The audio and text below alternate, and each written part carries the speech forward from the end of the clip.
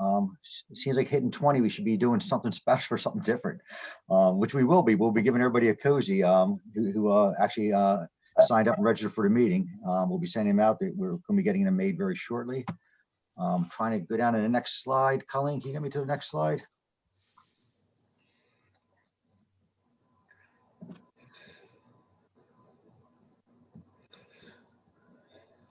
And the theme for this conference today, I think, was very creative, supporting your quarantines. Not sure exactly who came up with that. I want to say maybe Alexis, but it was a whole team effort. So and that's what we're going to be focusing on. So let's go to the next slide. So again, I want to thank everyone, especially thanking you guys, thanking our chapter sponsors. Again, we can't be anywhere. We wouldn't be doing any of this without our sponsors. It really is a great handshake between us. You'll be hearing more from that with Tracy when she does that, along with her sponsor spotlight with Mike and his team. Also, thank you to you. This is an investment in yourself. Thank you to your leadership at your work, your organizations, your managers for allowing you to come to this and network with each other. We get a lot of great information we share. I know personally for me, it's helped me a lot with different applications. We're thinking about purchasing or buying or just bouncing ideas off people. We have two wonderful speakers today. That'll be talking, and we have our diamond sponsor spotlight, which is Mike Stanziola of First Pro and his team. And again, our awards for best service and support analyst and best service support technician. I'm excited about that. Although I found out the winner today, I'd like to find out and be surprised when they unveil it. But I just found out before this started. We're still doing our booth visits. We're doing them virtual this year, so we're going to be networking, going booth to booth. We have virtual door prizes sponsored by our exhibitors. Thank you again for that. And we're just make sure they're going to be giving you a password at each or special word you want to know when you turn that in. So you must be present at the conclusion of the event to win. So we get the next slide.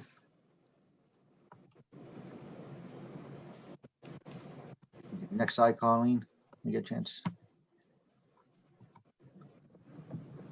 Oh, that was May. So going to recap last year. We had our first one was in person at Beata. Thank you very much. It was a wonderful site. I can't wait till we can do it again in person. Hopefully Beata will have us back again. But Lauren Campbell presented there. That was pretty cool what we got to do when we were there. We had Anthony Passetti, who's also on the call from Johnson & Johnson. That was our first ever virtual meeting. We had 67 attendees. In July, we had Thomas Laird present. And in September, Kaylee came on, and then we also had our golf outing, which was a sort of kind of golf outing. It was an unofficial HDI golf outing. Several people attended at Pickering Valley. I heard it went very well. I could not be there. And on October 28th, Dr. Laura was on presenting with us. That was pretty cool. I actually took a ton of notes from that one. So we'll get to the next slide. And Roger Grimes is also presenting with her. So we also welcomed a new member, along with welcoming this virus. I don't think we welcomed it. We also had a new member, Colleen Rush from Beata. She was on our leadership council for a while, and she joined as VP of Special Events. So now that we have her on board and everybody's witness, she can't back out. She's stuck with us. So seriously, we thank her very much. She largely put a lot of this conference together. So thank you so much, Colleen, for all you're doing, and thank you to Beata and your leadership team for allowing you to help and assist with us. And hopefully, can I get a yes if we're allowed in person? I was going to say amen, actually. I'm hoping we get a yes. We can go back in person to Beata when the virus is clear. So make it the next slide.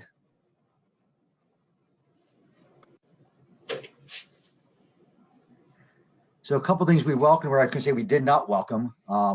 These new addition to our lives is mask, and we were just talking earlier. And yes, I do have the Star Trek mask down there. Be glad our icebreaker is not rock, paper, scissors, litter, Spock. So, but if you look at it, some people I look by the mask at the very bottom had it right all along. So we were just talking at the beginning of the conference, starting this. That's weird when you see people without masks. And I'm walking into the store, I realize I don't have my mask. I go running back to the car like I did something wrong. So hopefully we won't have these too much longer. But please stay safe and ensure you're wearing your mask. Let's go back one slide. So this is pretty much the only pictures I had from last year. I realized we got to start taking pictures because we were in person at Beata and I didn't take any pictures. So I was able to do some screenshots throughout the year. So this is kind of what our year largely looked like for our chapter meetings. Hopefully it'll change partway through next year. We'll see what happens. I also want to thank all our sponsors. Again, we cannot do anything without our sponsors. Our sponsors keep us going. This is all volunteer. We're not, doing anything out of this. If we're making anything out of it, we put in a lot of hours to make this happen, and I know our sponsors do as well. So please support them. Next slide.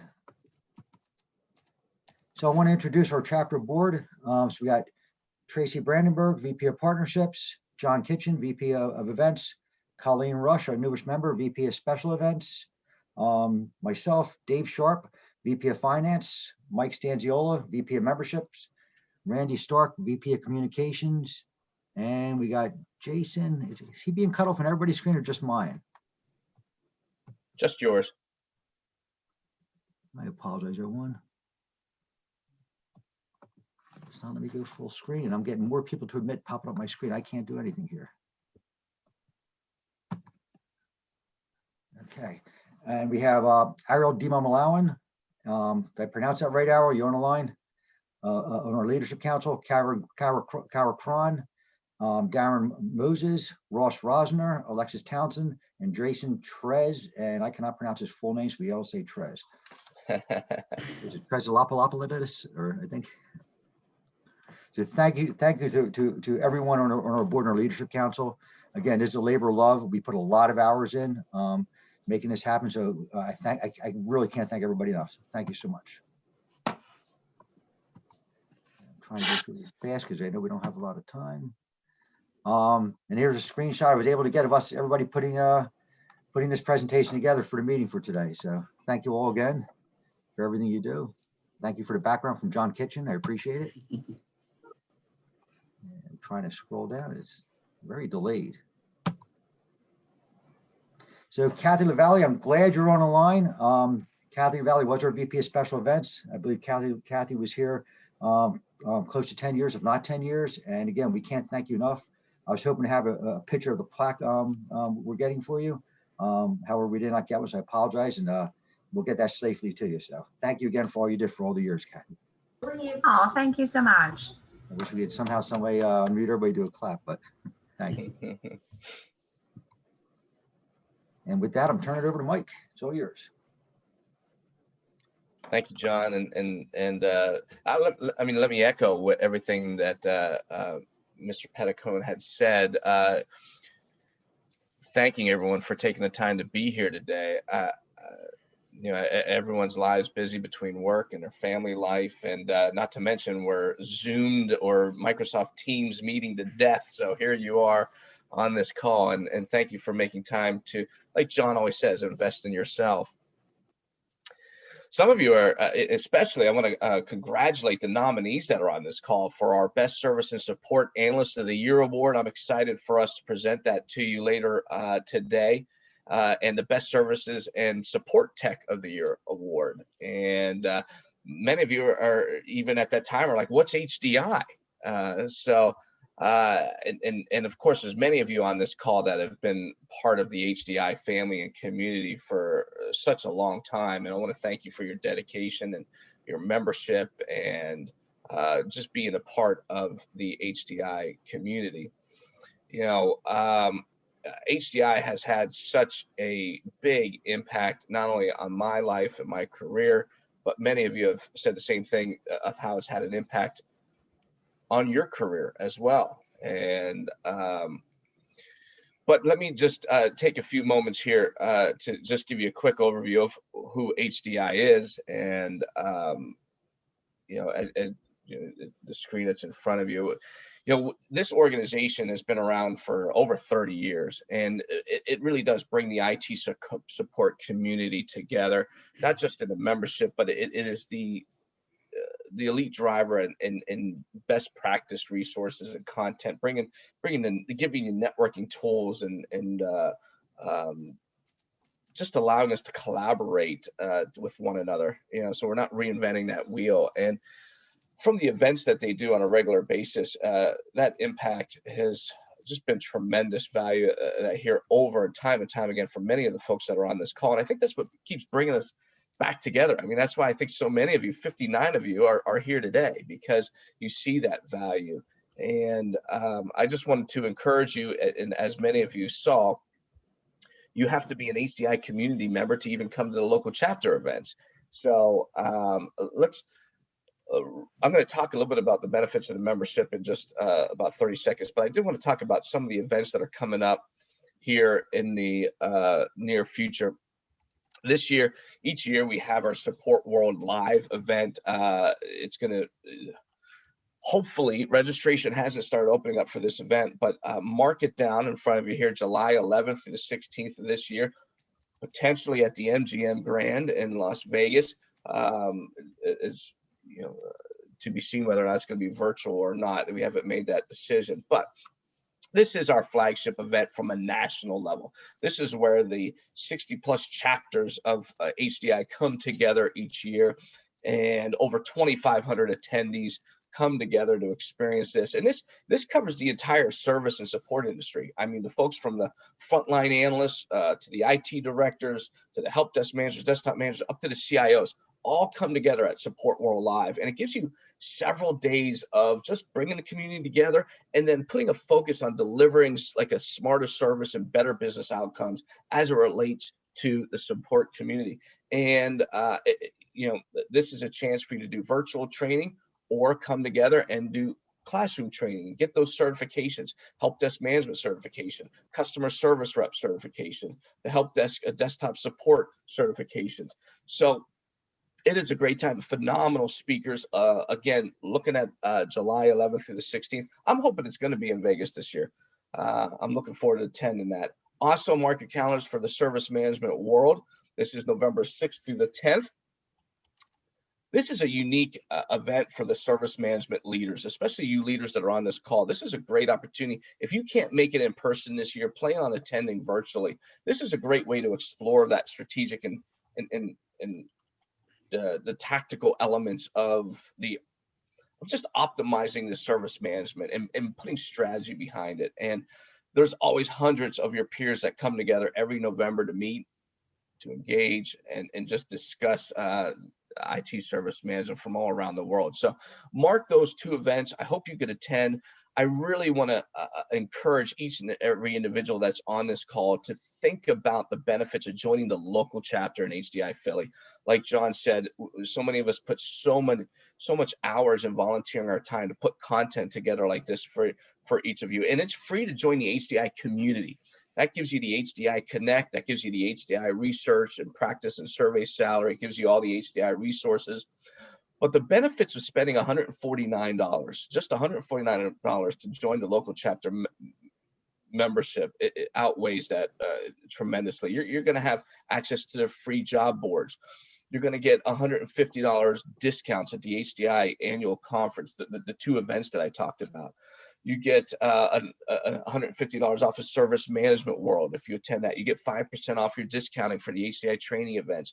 Plus, you're going to get discounts to our local chapter events, whether it's social events that we do, our local, we do a baseball outing here in Philadelphia. We do our golf outing that John was just talking about. We do every month. Every other month we're doing local chapter meetings. So again, consider joining at the local chapter membership. It's just $149. Again, thank you for being here today. The nominees, I'm so excited later this afternoon around 11:30ish, 12 o'clock time frame to announce this year's winners, and we'll see you here in a little bit. So thanks, John.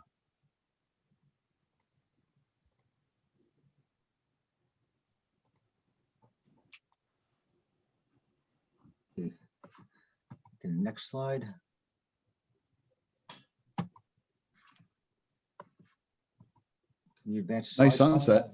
Yeah, I see a beautiful sunset with this. Is that Philadelphia? I'm thinking so. Can you advance the slide? Do we still in the PowerPoint or? Yeah, sorry Yeah, about that. I minimized. was trying to get ready for the icebreaker. I was trying to get it one step ahead of you, John. Awesome picture though. So now I just have to find the presentation again.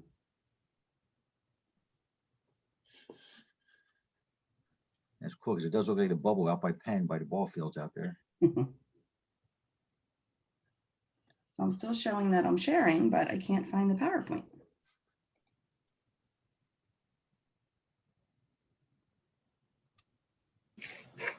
For a moment. Okay, there we go.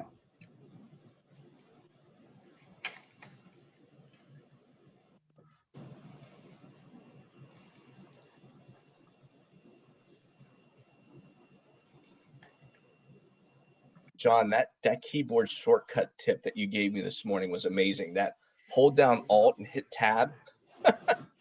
I was saying this morning while Colleen's putting this up, I'm so used to having two monitors, and this morning I'm working off a small laptop here in my parents' house in South Carolina, and that Alt Tab function to toggle between all my open screens, I never knew that. 45 years old, I never knew that was an option. So thank you, John. Maybe there's some people on this call this morning that didn't know how to benefit by holding Alt and Tab. Mike, I'm going to give you another one here before right. I start speaking. You might enjoy, and I'm older than you, but only just by a little bit. How about Windows full stop or period? Try that one day. It'll blow your mind. Windows what? Windows period. All right. I've never done. Can I do it now, or is my computer going to turn off? If you want. I promise you're still going to remain on screen. Nothing's going to blow, but it will blow your mind though. Ransomware, Mike. Careful. Emojis, love it. Look at all All those fun emojis. My job is done. I'm off now, Yes. guys. See you later. That's actually what we brought you here for, Mark. That was No one knows that, so don't say a word to anyone, okay? the big reveal.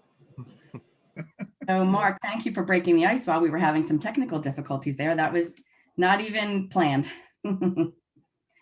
Okay, so this morning we have a very packed agenda, as I think John Petticone alluded to. So we just wanted to have a quick icebreaker to talk about the last year. I think there's, a lot of things that have happened.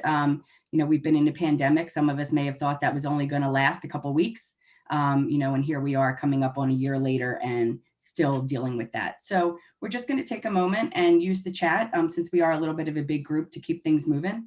If you could utilize the chat. And we just want to talk about what is the most positive thing that happened or that you learned in 2020. Was it professionally? Did you take up a new hobby? So we'll just take a minute and use the chat and see what some fun things people came up with to turn last year into a positive.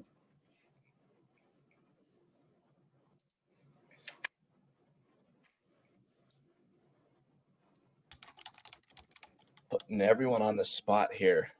Hopefully you've had your coffee. Learning to tie a bow tie. That could be a next icebreaker for us, giving us a little, giving the men on the call a demonstration on that. More time with family and friends. Walks at lunchtime.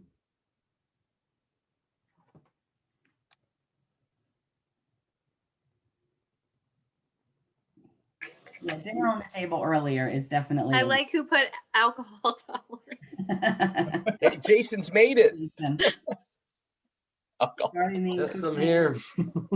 Oh, Olivia graduated and joined CSS. Ooh, Azure, good one. Own haircuts.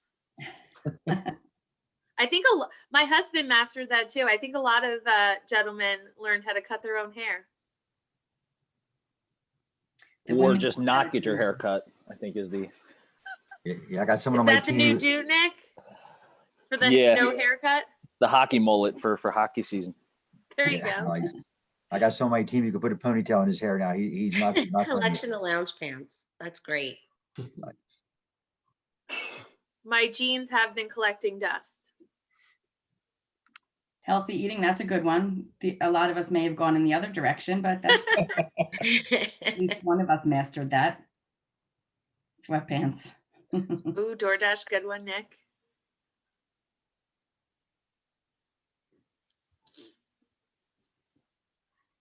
Okay, so you can certainly keep utilizing the chat if you think of more things to add. I think we are going to continue on because I know Mark is patiently waiting to take over for his keynote.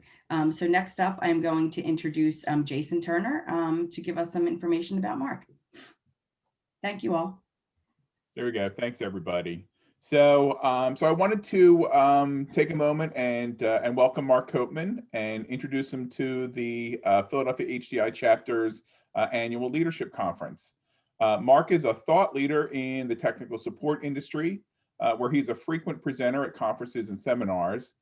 He's authored 2 books, Help Desk Habits, and for the managed service providers in the audience, Rob Slemmer, I'm looking at you, a book titled MSP Secrets Revealed. One of the good things about virtual meetings is my ability to secure speakers regardless of their location, and today is a perfect example. This is the first time we've had a speaker from the UK, and later today, our second speaker is in San Diego, so we're spanning 9 time zones today. In today's presentation, Mark will share how some tiny changes can have a massive impact on your support organization. And with that, please welcome Mark Copeman. Thank you very much indeed, Joe. It's great to see you after all this time. We've swapped a lot of emails. It's good to see you finally. As you'll see, I'm not sharing any screen here today. Through some very fancy software, you get a bit of my face for radio, as well as my slides all in one go. So if you haven't already, just hit the speaker view button in your Zoom client and you get to see me. So look, there's no pressure at all, but the first ever speaker you've had from the UK. So I had to start with some UK photos, all right, just to get you in the swing of things. The first one is of our Prime Minister. Here we go. That's an interesting one to look at. The second one is our national dish, which of course is the one only fish and chips. The third one, this is a lady that lives just literally 10 minutes down the road from me, our 94-year-old monarch, who's quite a woman. And for those of you who are missing travel at the moment, I know I certainly am. Here's a gratuitous picture of Tower Bridge in London. Even I've not seen for like nearly a year. So hopefully that sort of whets the appetite for the UK thing. And yes, you've got to put up with this accent for the next 50 minutes or so. Jason's asked me to talk for about 50 minutes or so, and we're going to finish off with an opportunity to ask some questions, which hopefully I can answer towards the end. But I want to begin, before I introduce myself, with a little story, which all good presentations have to begin with a story. So here I go. About 3 years ago, very sadly, my mother-in-law passed away, and she left behind a wonderful man, Fred, my father-in-law, who I've known actually for nearly 30 years, amazingly. I know I don't look that old, but I've known him for a very long time. And for the last 25 years or so, I have been his unofficial IT support. And I'm sure we've all got a Fred in our lives, a friend or a member of the family. He's a very demanding customer.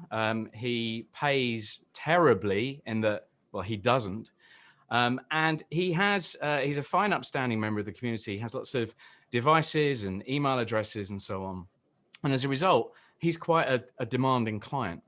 So he was with us, sat down on our kitchen table doing some work a couple of years ago. And he called upstairs to me in my office, said, Mark, my OneDrive stopped working. I can't save anything. My applications aren't working properly. You know, what do I do? So I was about to head off to a meeting. So I said, look, Fred, I can't deal with this now. You go home, you head home. And by the way, this is Fred's home, beautiful place in sort of the center of England here. Places like this really do exist here in the UK. This is a 400-year-old house that he lives in.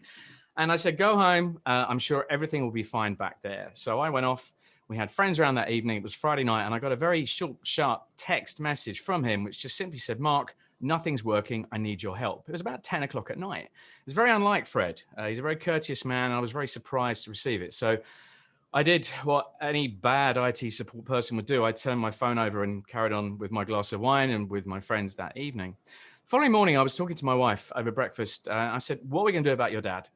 He is starting to really upset me and ruin my life with all this IT support.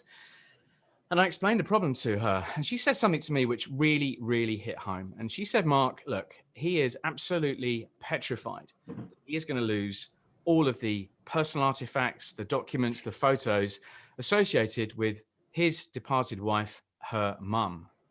And I suddenly realized, I said, look, you know, this actually isn't about IT at all. This is actually about human support. And it's about thinking about the human beings on the end of the endpoints and the difference that everybody in this IT industry makes to those human beings. It's not about the IT, it's about what the IT can do for people and the impact that it has when it's not working properly. So I had a bit of an epiphany at that moment. I suddenly realized the impact that of my unofficial service is having on Fred. It's enabling to do his charitable work and so on. And it really did make me think. And you know what? It's no surprise when you see messages like this on screen, particularly when you're, 78 years of age. That's a pretty scary thing to see. And the man in the street, the woman in the street, wouldn't necessarily know what to do with that. And so I want to talk today a little bit about this human support concept. And if you think, I know we have, Rob there, at least one MSP in the audience, which is fantastic. But I know pretty much the rest of you are all working in and around internal service desks as part of larger corporate organizations. And this concept absolutely applies to you. And I think the emotional aspect to IT support is fascinating. The conversations I have with MSPs, all over the world with the job that I do, I've heard on more than one occasion of grown men, middle-aged men walking into an MSP's offices in tears. I've heard this story at least 3 times from different people because they've just been hit with a ransomware attack and they think that the business they've just spent the last 20 years building is all over. Now, if that isn't emotional, I don't know what is. So there's a huge responsibility that we all have, I guess, to make sure that we're all doing the right things for these human beings on the end of the endpoints.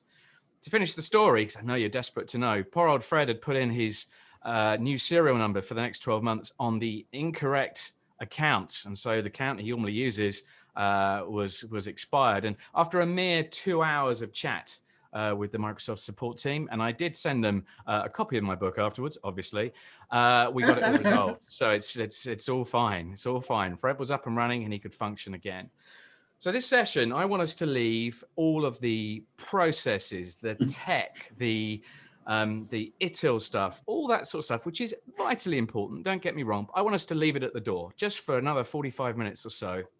And I want us to focus on those human beings on the end of the endpoints. I know that you aren't personally involved in rescuing people's personal artifacts, but you get the point. You are enablers of technology, and without it, people can't do their jobs and people can't earn their livelihoods. So who am I? Well, my name is Mark Copeman, as Jason said. I've had an interesting career. It's a very random one, but a very wonderful one. I've been very fortunate.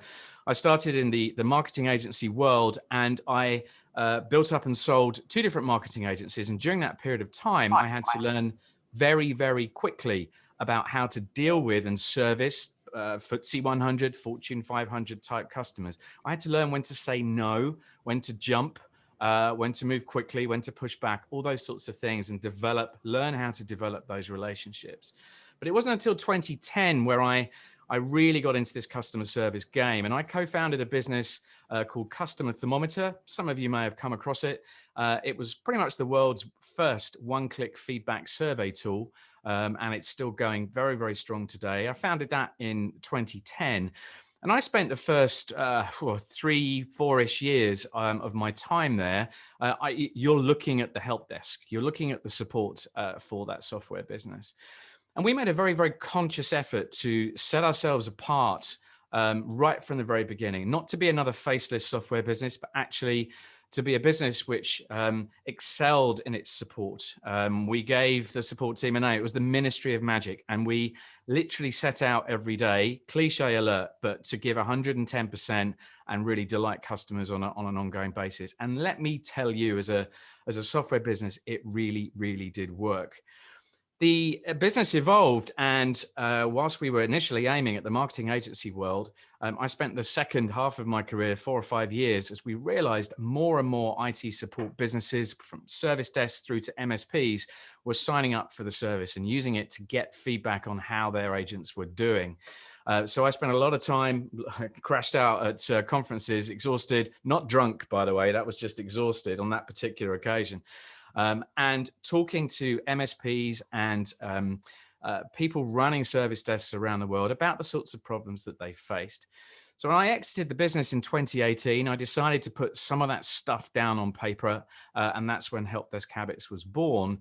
It's a book, it's an online program. And I guess I've combined my absolute love of the customer service world and what it can do for people if you really do harness those relationships, along with the habits element. And I'll come on to that a little bit later on during this session. So I want to do three things today. I want to talk about this thing, human customer service, and why it is so important. I want to talk about, assuming you agree with me and you want people to move in that sort of direction, just how hard change is and why it's so hard. But actually, we've got some answers to that now. And finally, I want to talk through a handful of habits that I mentioned in the book and in the program, and just give you some examples, real practical stuff that you can take and use tomorrow. And I forgot to start my timer. So it's now 2:26 in the UK. It's up here. That's okay. So let me talk about human customer service first of all. And I want to move industries for a second. This is a fantastic story, which I picked up from a couple of different books that I've been through over the last couple of years. And there's a hotel in Los Angeles, California called the Magic Castle Hotel. Some of you may have come across it. I don't know. As you can see from the TripAdvisor page, it looks pretty unremarkable. It's a budget hotel. It's painted canary yellow. It doesn't look particularly special. If you look in the top left-hand corner of that screen, and I guess things may have changed during the pandemic, but a year or so ago, this hotel was number five out of 371 hotels in Los Angeles. Now, that's quite an achievement. And that's, of course, TripAdvisor ratings. It's not an industry award or anything like that. It's from real live people. And why would this be the case? And actually, one of the reasons is in this photo. If we have a look down on that bottom left-hand corner, and zoom in on it, you'll see something quite remarkable, which is called, thank you very much for muting here, which is called the Popsicle Helpline.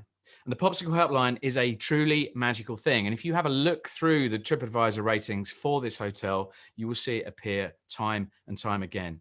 The Popsicle Hotline, very, very simple concept. If you're a child or an adult, you wander over from your sun lounger, you pick up the phone, it automatically rings and somebody answers the phone. Hello, Popsicle Helpline.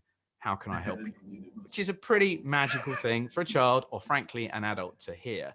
You place your order for the popsicles, you go back to your sun lounger, and then a few minutes later, not any old person, but a person dressed as a butler comes out and delivers your popsicles to your sun lounger. And it is just that little tiny moment of magic that people then go on to remember. It's just one of the things that this hotel does. It does a huge number of things, including if you head out for the day and chat to the receptionist and perhaps you're going off to the Walk of Fame, for example, you'll come back and your hotel room will have pictures on the walls of the Hollywood Walk of Fame. That's what these people do. It's extraordinary. And I was very, very fortunate to meet through a whole random series of coincidences in London. I think it was beginning of last year. It may have been the previous one. The manager of this hotel, a wonderful guy by the name of Darren Ross. Look him up. He has a fantastic TEDx speech, which you should definitely take a look at. And as you see on screen, it says, create a moment, earn a memory. That's what Darren is all about. And he talks about the fact that customers shouldn't feel metrics that you set. He bonuses his staff, not on any perhaps standard metric that the hotel industry might employ, but on the number of stories that they can tell at the end of a month about how they've delighted a customer. Now, I think that is amazing. I really do. And if you think it's hard at the minute because nobody's traveling, I understand that. But if you think to yourself about the moments of remarkable service that you then go on to recommend and refer and tell people about that you've experienced over the years, it's quite likely that a lot of them have come from the travel industry where people have just gone out their way to help you. But you might find that the answer to that question in other parts of your life too. Little moments where people have gone out their way and they stick in your memory. And as I say, I'll say this a number of times, that they will refer, they will recommend, and they will provide great customer service feedback as well. So if you are an internal service desk, it means that your metrics from that side of things, you'll clearly see start to go to the roof, the more value you add to people. So Mark, this is all well and good, but this is the travel industry. We're in the IT world. We can't have a Popsicle helpline. Yes, that's true. But you can start to think a little bit outside the box and start to work out ways of delivering this human customer service element to remind your teams that we are dealing with human beings on the end of the endpoints. It's not just managing technology. And that's the sort of message I want to try and get across to you today. Let me give you a specific about what you could go and implement, not tomorrow because it's the weekend. You need to have the weekend off. But on Monday morning, the chances are that pretty much everybody on this call has some kind of autoresponder when people fire in their tickets into your service desk, whichever software you are using. The chances are it looks something like what you see on screen right now. It looks computer generated. It looks anonymous. It's not warm in any way, and it doesn't show any kind of human empathy whatsoever. And so one of my challenges to you on Monday morning, find out where the default setting is for this, get in there and change it, and try and find a way of making that a little bit more friendly, such as this one here. Use a dear first name tag or something along those lines. Let people know when you'll be back to them. Let's hopefully beat the promise as well, if you possibly can, and make an acknowledgement. We know you've got a problem and we're going to get right on it because we will need to help you out. And this absolutely applies internally and for commercial organizations listening as well. But it continues. Give them a ticket number, give them a phone number, all that sort of stuff as well. But my favorite part of this type of message is where you actually have a sign off, not from a computer, but actually from a real live person. Make it real. The head of support, whatever function it is, whatever person it is, make it a real person. Make it sound like it's coming from a human being. We all know it's generated from a computer, but let's find ways of making this stuff warmer. If you can do that, it's just one small step to sort of transforming how you think as a help desk organization about that human being on the end of the endpoints. And a couple of stats just on my screen here. The Harvard Business Review last year said that 84% of customers reported their expectations had not been exceeded in their last interaction with customer service. You know, I mean, stats can prove anything. And look, here's some more. There's stats everywhere.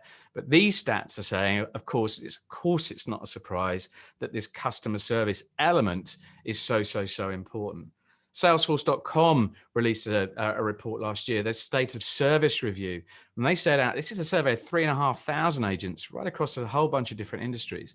71% said that their job was expected to be more strategic. And what they mean by that is that the agents are meant to do more things, create relationships, do more stuff with customers, as opposed to just answering tickets. And they can't do that if they don't have the necessary skills in place. So I hope you sort of brought in agreement with where I'm coming from here about this human customer service element. And if you are, let's figure out how to get the right psyche amongst your team, how to make some of these things actually happen. And if you look at the stereotypical IT engineer, IT agent that sits on a help desk, service desk, you can bet your bottom dollar that their IQ will be sky high. They'll be highly trained. They'll understand how to differentiate a Kubernetes whatever at I don't know. I don't even know the technology but you know what I mean. They will know the server stuff. They'll know the technology inside out. That's what they're employed to do.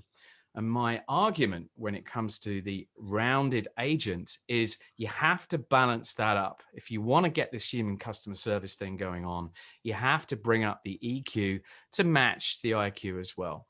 And giving this sort of presentation in conferences, as I have done over the last 2-3 years, fascinating to hear that audiences are putting their hand up at this point and going, actually, Mark, we are no longer just recruiting, or in fact, recruiting at all, from the, if you like, the IQ pot. So people with those IT certifications, they are actively recruiting from the hospitality industry, as an example. So they are looking for people with EQ scores way up there who can naturally deal with customers to bring them into their service organization, and then training them up on the IT side. They feel that that is more of an advantage, and that it's potentially easier to find someone with that natural flair and that natural customer service ability than it is to recruit from the IT space and hopefully get them into that place. Now, I couldn't tell you either way. I don't have experience of doing that, but I just thought it was a really interesting thing to note. And some of you in the audience may well be doing that. I don't know. Perhaps we could talk about that at the end of the session. So that rounded agent, you want to get that human customer service going on. Let's bring out the EQ in people. So how do we do this? How do you encourage people to have that flair? I mean, you can send them on a training course. Of course you can. You can put them, a lunch and learn for an hour. And, typically what we then see is, you drip feed a whole bunch of tactics and techniques at somebody, they head back to work, and then this happens, within a few weeks, those people that have been trained in these new ways of thinking have defaulted back to their natural state. Sorry, it's like someone an hour interrupted. from when you woke up to now. Sorry, Frank, say that again.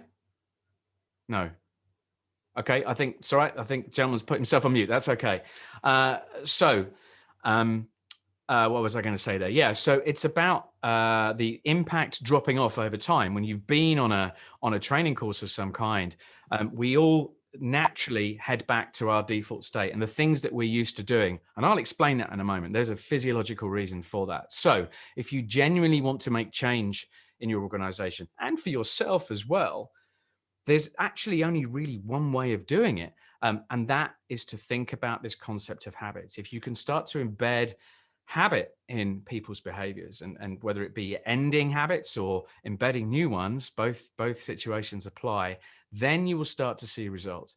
It's so rare you ever see like a complete paradigm change, a complete shift change in a short period of time, because for me, this is where the title of the presentation comes in. It is about creating those tiny changes, building them up over time, layering them onto each other, and then you start to see that impact in the medium to longer term. And by way of a sort of a mathematical example, if you have a metric, any metric inside your business, and you look to increase it by 1 percentage point every day for a year, you reach the magic number that you see on screen. The opposite applies. If you see a 1% degradation every day for a year in any particular metric, the numbers get very small very, very quickly. And what you're looking at here is the law of compound interest. And so if you think about layering on changes and making small changes, and it could be in your personal life as well as your business life as well, you will start to see those medium and long-term huge impacts over time. So habits, wow, what a subject. And I have to say, if anyone's looking for a really interesting book or two to read, at least I think it is anyway, look up Charles Duhigg, The Power of Habit, and also look up James Clear. He's just sold 3 million of these Atomic Habits you may have come across. I'm not on commission, but definitely take those seriously, because if you get into this stuff, it really does play with your mind. They are incredibly important. We often talk about them, when it's kind of giving up smoking or trying to get to the gym more, but it's so much more than that. And Duke University in your country talks about the fact that habits make up to 40% of our days. So 40% of our day is controlled by essentially unconscious thoughts. We get up and we do our things throughout the day without particularly thinking about just under half of it. We do it because we've always done it. We do it because it's a habit. And so the reason I'm sat here today doing the sorts of things that I'm doing with, my relative wealth or relative successfulness or whatever metric you want to put on it is actually a sum of the habits that I've developed over the last, guess how old I am, but let's say 29 years, something like that. It's not quite true, but you know where I'm coming from. So, we are all a product of our habits. And it's a really interesting thing to consider when you stop and think about it. And so they're a hugely important part of our life, yet quite often we don't really think about them. And the reason they're so important, I'm going to get physiological just for a moment, just to explain this, is because of this thing which you've got in the middle of our brain. It's called the basal ganglia. I have to say basal. In the UK, I'd call it the basal ganglia, but let's go with basal today. And it is essentially the brain's autopilot. It's the part of the brain which has only really been understood properly by scientists for the last 30 years or so, which controls our habits. It controls all the little processes and routines that we do every day without thinking. We do them naturally, and it's there for a very good reason. If we spent all of our time worrying about the minutiae and not knowing, and then we would have no time to think about anything else. And to, in caveman's time, to watch out for the woolly mammoth which was coming towards us. Because we were too busy trying to work out the minutiae of what we were doing. So the basal ganglia is there as the brain's autopilot. And I'm going to give you a very specific example, which I'm hoping you'll relate to, about how this thing works. This used to be my journey to work. It hasn't been of late. I live just near Windsor, where the Queen lives, and you drive past a beautiful cricket club. And typically when anybody leaves the house on their morning commute, they do a whole bunch of things. They shut the front door, they open their car door, they put the key in the ignition, or they press the ignition button, seatbelt, mirrors, all that sort of stuff. And you pull out on your drive and off you go. And quite often, if you think about it, 5 minutes into your journey, you have that little moment where you go, did I shut the front door? And it's because all of those perhaps hundreds of different elements that have just happened, you've done on autopilot without thinking. The chances are you've not even looked at where the key is to put the key in the ignition, or where the button is for the ignition. Your basal ganglia is actually controlling your movements. It knows where everything is. You never look behind to find out where your seatbelt is. You just grab it. I should do it the other way around because I'm talking to Americans. So you just grab it. Okay. So you never think about it. You never look for these things. It's being controlled for you. To prove the point, if you have a second car, or if you have a hire car and you're off down the freeway and you want to change the cruise control, quite often you'll end up turning up the volume on the radio because the cruise control is in the opposite position to the car that you know and love. So it's another example of why your brain is just so powerful, and it's controlling you all the time, and it's controlling your habits. But the great news here is that now we understand, and I'm not the one that found this stuff out, by the way, I'm just delivering the message. We understand how to control these habits. We understand how to start them and create them, and also to stop them from happening as well. Now, hopefully this will work for you again in your personal life as well as your business life too. So the habits are controlled by this thing called the habit loop. It begins with a cue, sometimes called a trigger. So as an example, let's say our cue or trigger, it's 11 o'clock. Okay, so it's a time which is triggering something off. That's then followed by the routine. And in this case, as an example, let's say the routine is 11 o'clock, you make a cup of coffee, you grab a cookie from the cookie jar and you put it next to the cup of coffee, and that's what you do at 11 o'clock. And you do it because you've always done it. But why do you do it? The reason you do it, the reason it's become a habit to carry on with the loop, is that there is a reward associated with that cue and routine that you've just set up. And the reward in this case is, coffee, cookie, sweet treat, goes really well together. It's a nice welcome relief at 11 o'clock after the first 2 or 3 hours of the day. So the brain is essentially a reward detector. It is picking up habits and storing them away. It doesn't care if it's good for you or bad for you. It just knows it's something it likes or you like as a human being. So that cue, routine, reward is such an important sort of set of situations. It's not a loop, as you can see. So to finish the picture, the more you do this, it eventually turns into, as you see there, a craving. And actually, research has shown that it takes up to 70 times of practicing this loop, of practicing this habit, for that habit to form. Typically, it might be less, it might be more. And that might be over 70 days. It might be over longer, depending on what this thing is. And once it's there, and once it's stored away, it becomes incredibly hard to break. But that's why you do this stuff on repeat, because the brain has stored it away as a little reward for yourself. So how do you break that? How do you break any habit?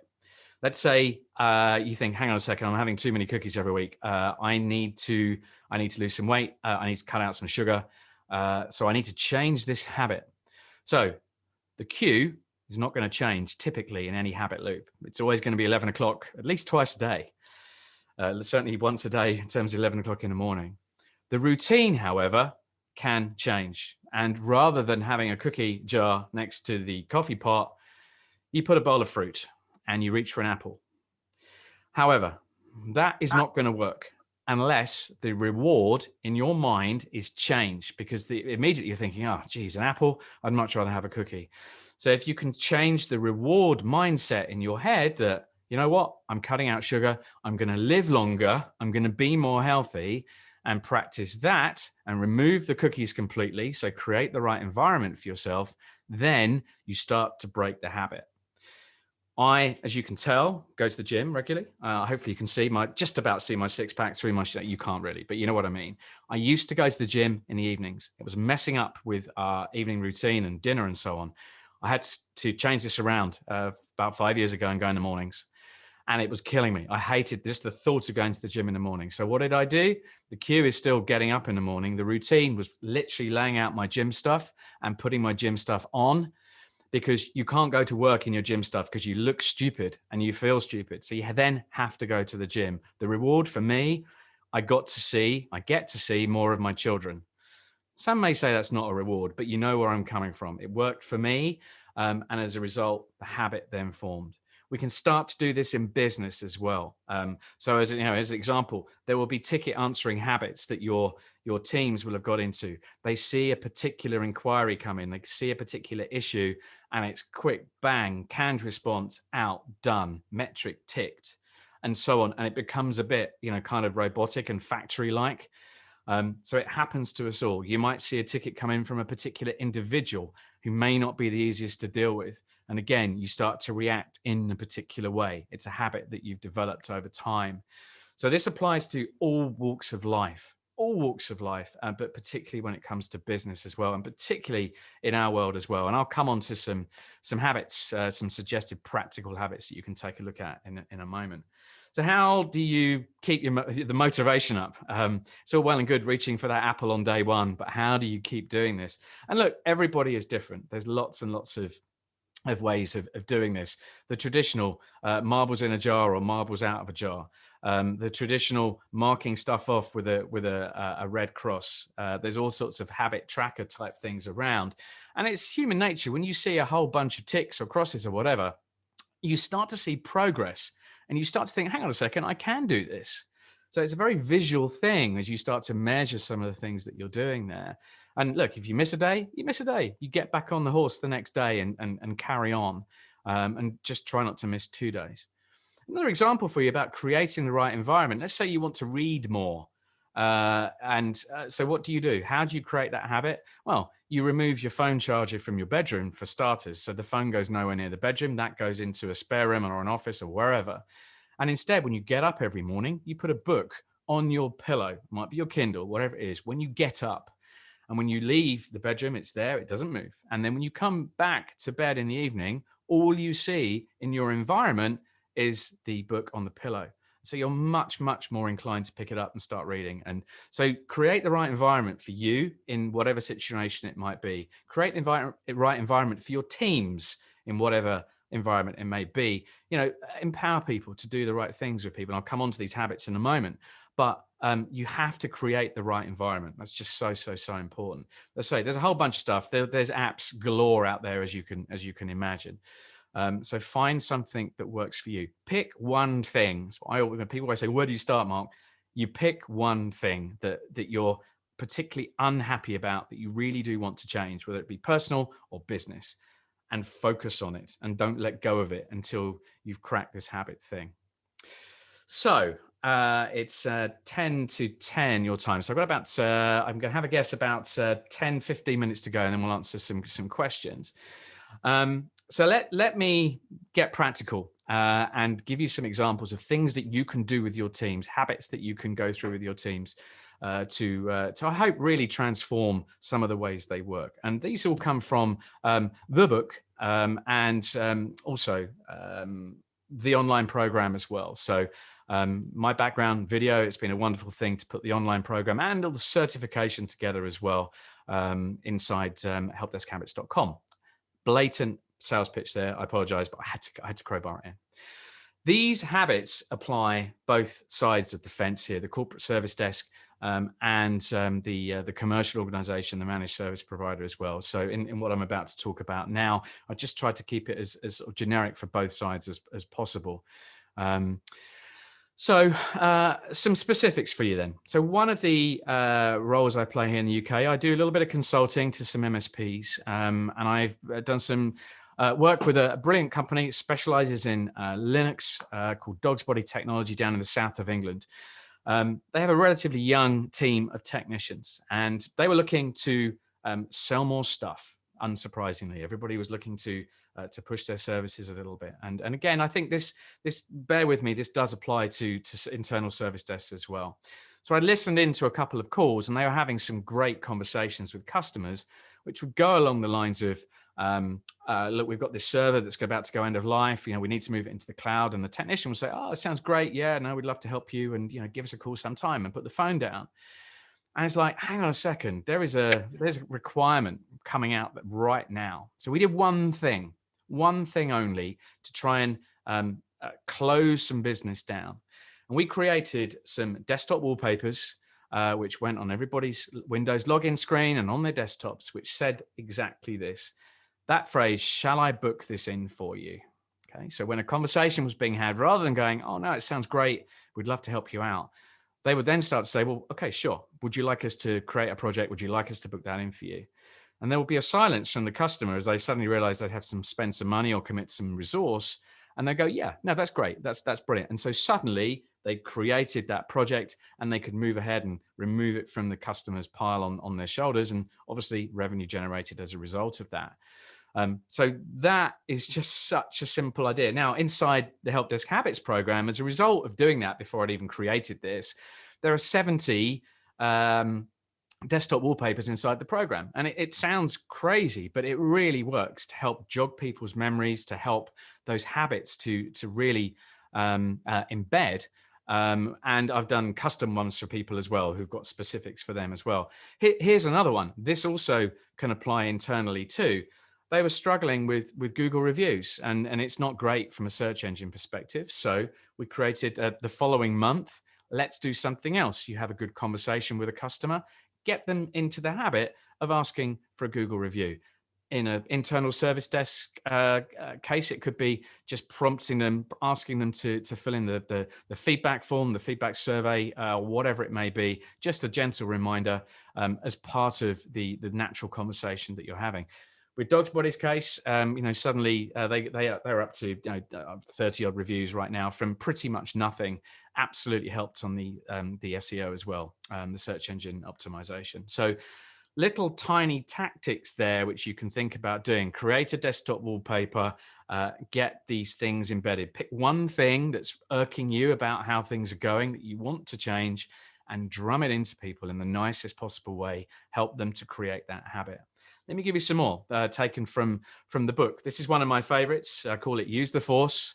I'm sure there'll be a Star Wars fan or two amongst the audience today.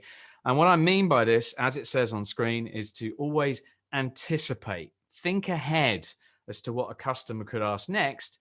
Don't wait for them to ask it, but answer it anyway. And I'll give you an example here. So back customer thermometer days where I was the help desk, and we started to bring other people on board to hopefully carry on the fantastic work that I was doing, and carry out, more importantly, the same ethos of what I was trying to create. So let's say a customer comes in and they say, I need to, I've lost my password. I need to reset my password. We all have that 100 times a day. And it's very, very easy to bang out a canned response, show people how to reset their password, and they go away happy.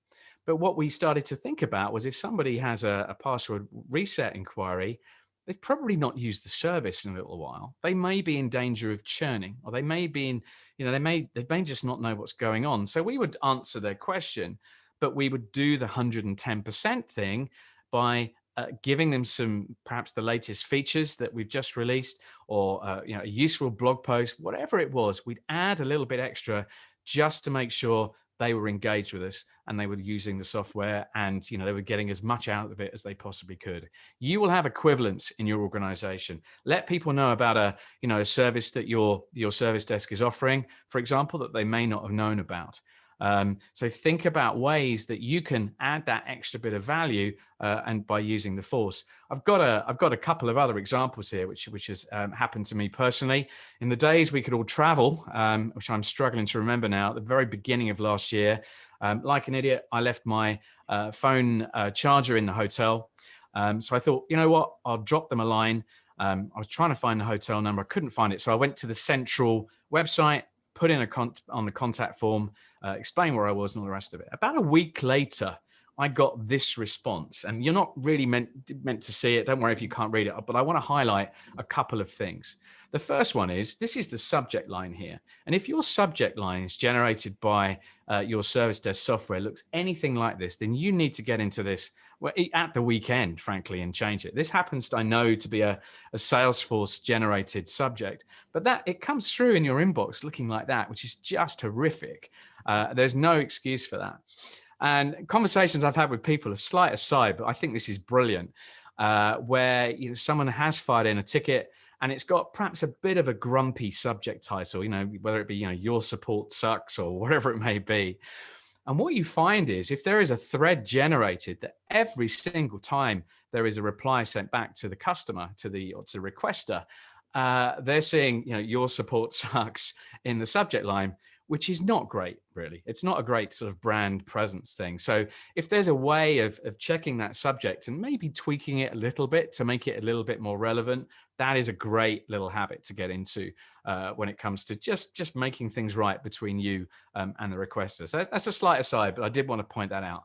But the use the force element here, this guy, Stevie, after a week has kindly advised me to call the hotel or to email them, which I'll be honest, I wasn't best pleased about, because if Stevie had thought about it, he could have done that on my behalf using an internal route and probably getting me the result very, very quickly. And guess what? The charger is probably still in the room. Okay, so it's just not thinking ahead. On the flip side, I use a service called SiteGround to host some of my websites, and I've been with them for many years. One of the reasons is because of their support. In this particular instance, I had to do something with some SPF records. And I was quite proud of myself for even knowing what an SPF record was. So this gentleman here, he managed to confirm what I needed to do, and I would have gone away quite happy. But then on the chat, he then followed up with, could he actually do it for me? And it's like, oh, yes, please. So it's a fantastic example of thinking ahead and using the force. And I really do encourage you and your teams to do that. Jason or John, can you just give me a quick shout how long I've got left, how long you want me to, because I can rattle through or I can take my time. Another 10 minutes? I think about another 5 or 10 minutes would be fine. 5 minutes. I'll give 5 minutes. So I might go past Don't worry about it. a couple of these. Okay, no problem at all. So the next habit I want to talk about is absolutely applies to both sides of the fence, where we all have these moments where you get that sinking feeling where where something bad has gone on. There's an outage of some kind, whether it be your fault or not, it really doesn't matter, but that sinking feeling. And there is something which I came across, must have been 10 years ago, this concept of the service recovery paradox, which really did make me think when I first sort of uncovered this. And it's best explained with a graph, but you can see what it says there. So here we go. We've got a graph of customer loyalty over time. And typically what happens, if the customer is going along quite happy, then that loyalty eventually sort of plateaus and everybody's happy. But life doesn't work like that. What typically happens is where you get this outage or this problem, then loyalty hits the floor. It goes very, very low. However, this is the beauty of this particular habit. If you can fix the problem and fix it really, really well, then what you'll find is that customer or that internal customer will become more loyal to you over time than if there hadn't have been a problem in the first place. And that's fascinating. And I'm going to keep this short, but I'm not going to bore you with the example. I've had so many examples where this has happened to me. And the habit I want you to take from this, and particularly pass on perhaps to younger members of your team who might have that, sort of head in their hands moment when something horrible goes wrong, is to get them to think about that graph. Get them to think, okay, we're in a problem. We've got to face up to it, and to fast forward 5 days, 10 days, where the chances are it will be old news and everyone will have moved on. But to think about 10 days forward, that's the habit to get into. That's the routine where you know that your customer is going to be so delighted with you because you fixed the problem. And I think what's at play there is simply human gratitude. People are so grateful when you fix a problem for them, even if you've caused it yourself. So don't bury your head, face up to it, solve it well, and that customer will be more loyal to you over time. Here's another habit for you taken from the book and from the program. And I simply call this one, lay it out. And assuming that your service desk software has some kind of WYSIWYG type editor, some kind of rich text thing going on, it's not plain text. If it's still plain text, you might want to look for another supplier. But the idea of the idea of laying out the responses that you give back in a sensible fashion just makes so much sense. And the reason I say that is because quite often, and here's another outdated image, but people are running for a train or a plane. We're not at the minute, but you get my gist. And they're looking at stuff on their mobile devices. They're not looking at stuff properly and typically quite quickly. So if they can't see the answer that they want immediately, guess what? They're right back at you.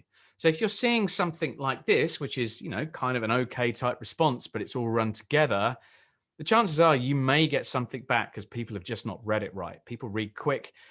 Instead, the alternative, the habit to get into here, as you can see on screen, this is so much better to look at. So lay stuff out, use the Control-B key, use the Windows period key, add an emoji. Why not? If that's okay. You may not want that to happen, but show a bit of personality, show a bit of character, and lay out your responses.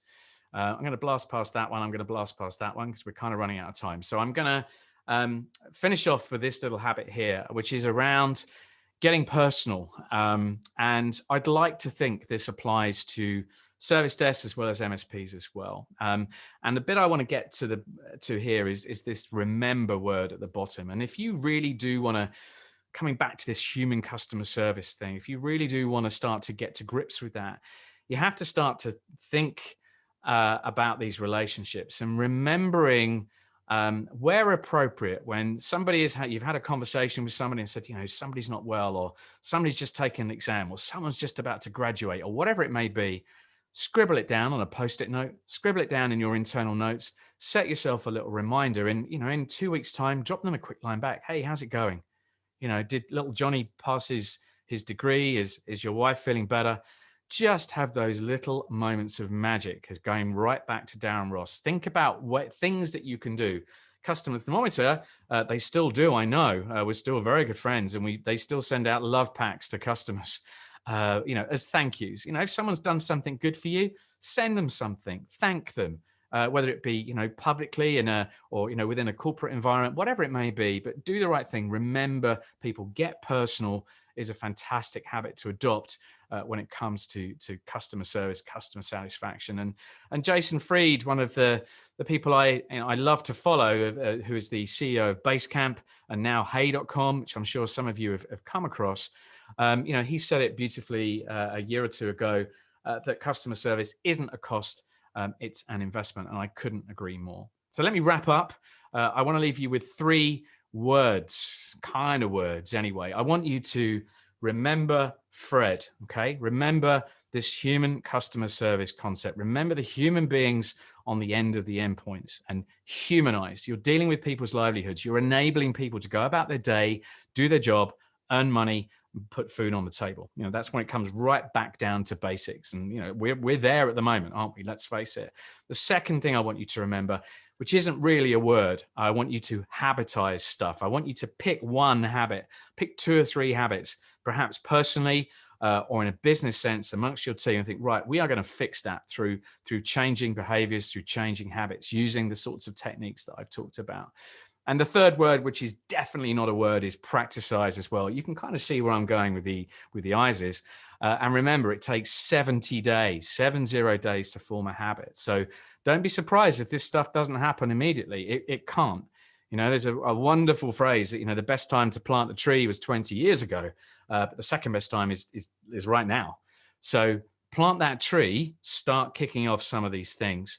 Just to crowbar in the sales pitch right to get at the very end. If you need some help doing this, I know this fantastic program that you might want to take a look at. There's about 5 hours of video in there, more of this face for radio, 60 odd modules, a bunch of resources, a swipe file and desktop wallpaper, you name it, it's all in there. And it is as cheap as chips. It's fantastic value.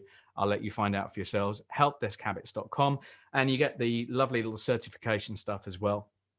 So I do hope you take a look and see what you think to that. And with that, I talked a lot, but that's what I was asked to do.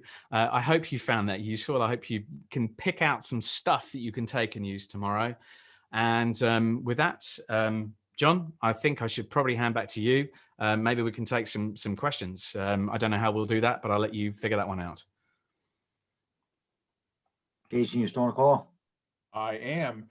Go ahead, I'll let you run with this, see if you have any questions. Yeah, I mean, I'm going to start with one question. You know, obviously you have talked about, you know, your program, you know, with, you know, a number of customers. You know, you have some ideas on habits, but what if your customers, you know, something just kind of strange or something unique that, you know, one of your customers did, you know, after attending your program? Oh, that's put me right on the spot, Jason. One of the things that comes to mind immediately, which sort of span off from this, and I don't quite know which of the habits it was, but when it comes to onboarding new recruits, and they were, it's been a good thing for recruits to go through. So people, you know, they'll put them through a bunch of different things, and they'll perhaps throw in help desk habits off the back of it just to get people up to speed. But as a result of these new recruits going through the program, one particular managed service provider decided to offer a $1,000 offer to a new recruit after a couple of weeks to basically get them to leave. They actually said to them, if you want to leave after 2 weeks, we'll shake on it, $1,000, $2,000 after 4 weeks.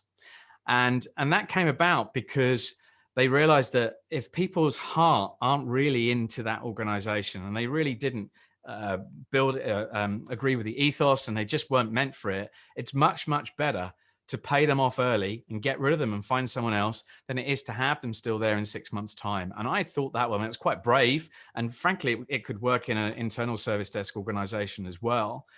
It just saves huge amounts of grief in the long term. So it was kind of as a result of some of these habits, I suppose, as opposed to a specific one that they developed. But a great tip, I have to say, quite controversial, but it really has worked for them.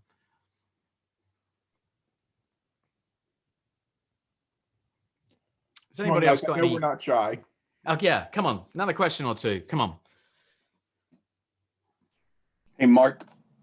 This is Bill Siegel from Arkema, former service desk manager. Great presentation. Thank you so much. Thank you, Bill. Thank you. I had a question. Hopefully I'll phrase this in a way that makes sense. I absolutely agree with everything you've said about changing of habits, but that usually relies on an individual dealing with themselves and changing their habit.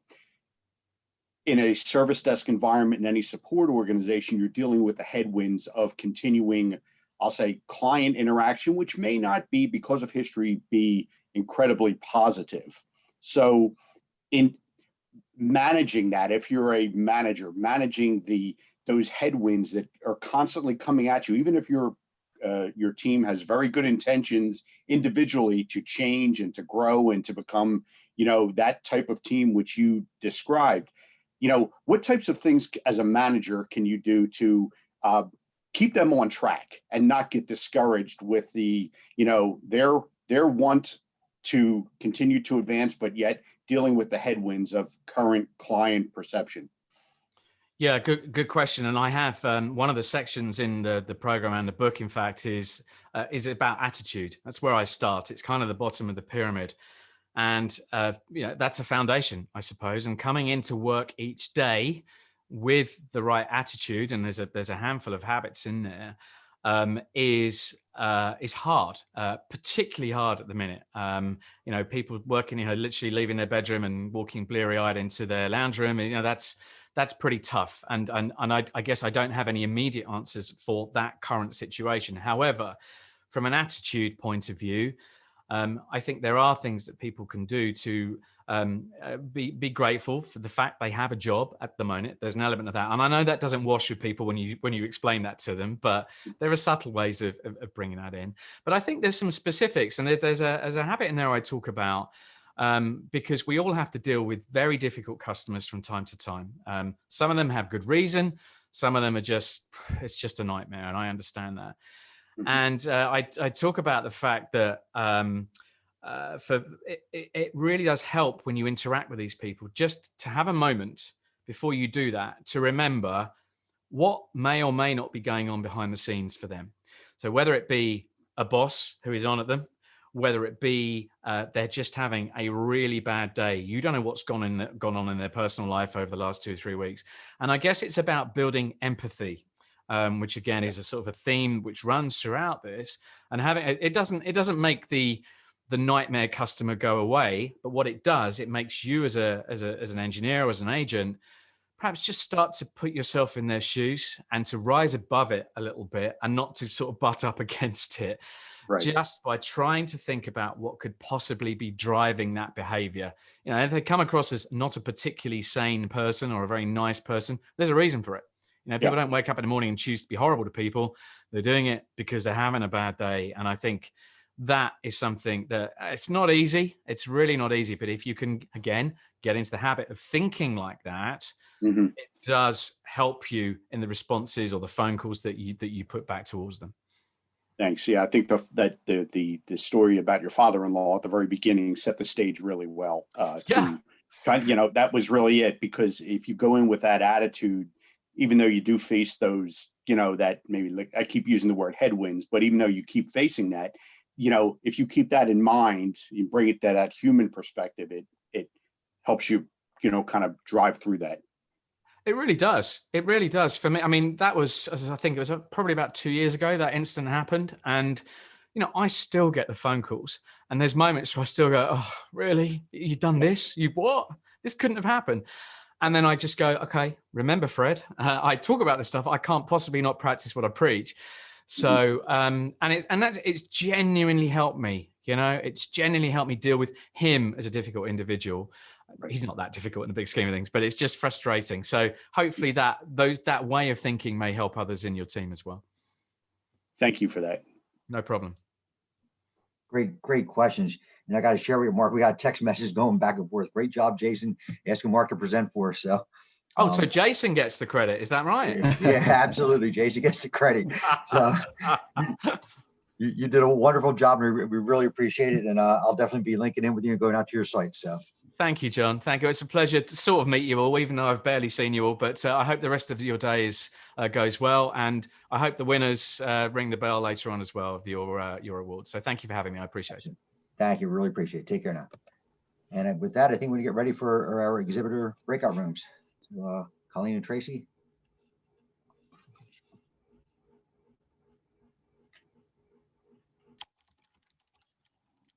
Hi, yes.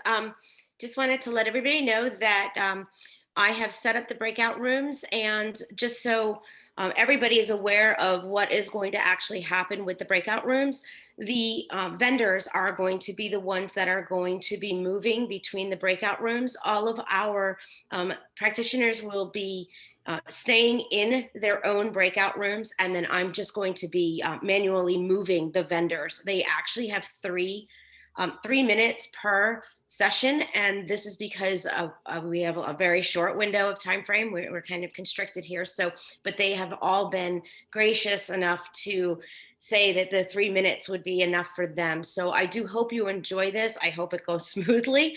Again, I'm, like I said, going to be manually doing this. So enjoy, do connect with everybody, learn exactly what they're there for. What they do for us is so important. So just engage with them, learn everything that you can. I hope you enjoy it. Each group, each vendor will be providing a password in each of the breakout sessions. So you want to jot those down. And when the session is over, we'll be putting a Google form in the chat for you to fill out your, quote unquote survey. And that's what we'll be using for the raffles at the end of the session. And you do need to be present to win. So there's some great prizes there. So hopefully you'll be able to stay at the end and you'll win one of those prizes. Colleen, can you share what some of those prizes are to kind of entice everyone to make sure they get all the passwords and stay to the end? Amazon gift cards. Yeah, we have the Best Buy gift cards. There's definitely, they're $100 gift cards.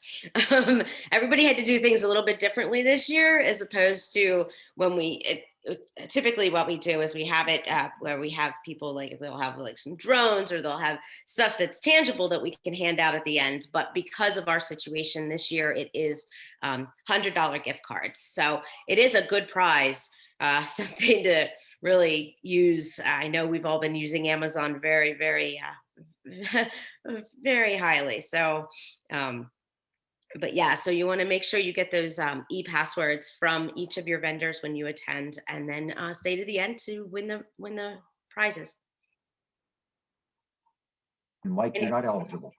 Yeah, Mike's not on, and nor are you, John. All right. So if everybody's ready, I am going to open up the break rooms now. And in 3 minutes, I'll do the first move.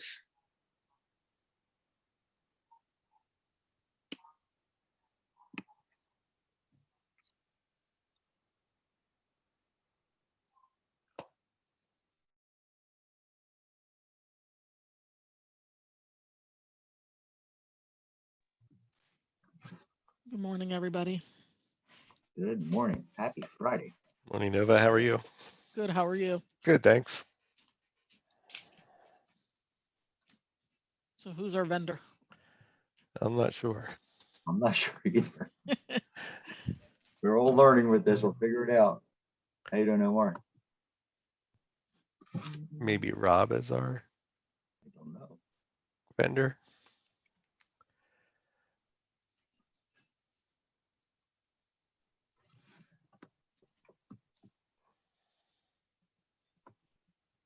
What breakout room are we in? We are room 4. Text station.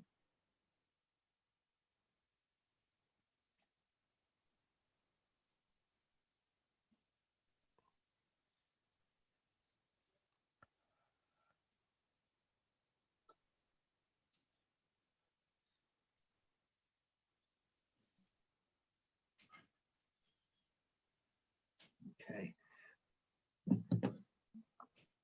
We'll see what happens. He did a great job. I really enjoyed. I actually took a page and a half of notes.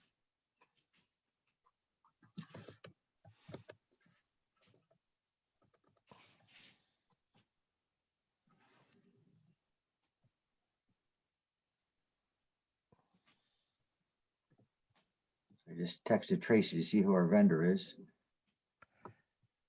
It may be me, but I don't have share rates. Oh, Rob, yes, probably is you. I don't know. It's not. She's not giving me any share rates. Let's see. Chat.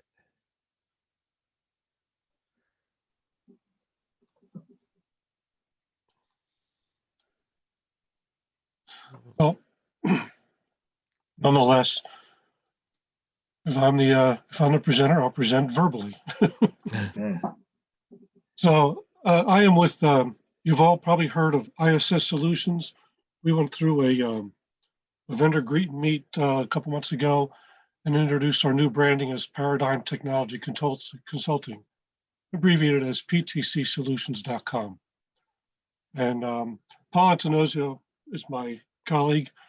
We're both directors of operations in the IT segment, and he's unfortunately not able to make it today. We are located in Langhorne, Pennsylvania, where our operations, but headquartered out of Allentown, New Jersey. And we have 45 years of experience in both the IT and clinical world. So the clinical world brings up another piece of our organization. We are owned by Geisinger, which is an over $5 billion nonprofit healthcare provider with 11 hospitals, plus clinics throughout Pennsylvania and some other states. But we are the IT division of the ISS Solutions business that Geisinger owns. So that's where the ptcsolutions.com comes in. We work with clients to understand their needs and limitations, and they could be financial or technical or otherwise. We want to provide solutions and services that they require at an affordable price. And then once we get through those motions, we follow up with customized reporting, regular status updates, and quarterly business reviews to understand how the business is operating as a whole on top of the day-to-day operations. Just seeing if I can share anything yet. Nope, disabled. Okay. Yeah, we're texting our end to see if we can give you guys more control and give you, but we're trying to figure this out as we go along. So Yeah, it's all technology, right? yeah. So currently we have small desks to large desks. We have as many as 2 FTEs up to exceeding 16, 17 FTEs for any particular clients, providing level 1 and level 2 support and integrated with the client's level 3 resources. We are flexible. We offer standard hours of operation. We are flexible with our hours of operation. We also do a full boat of 24/7/365 live analyst coverage.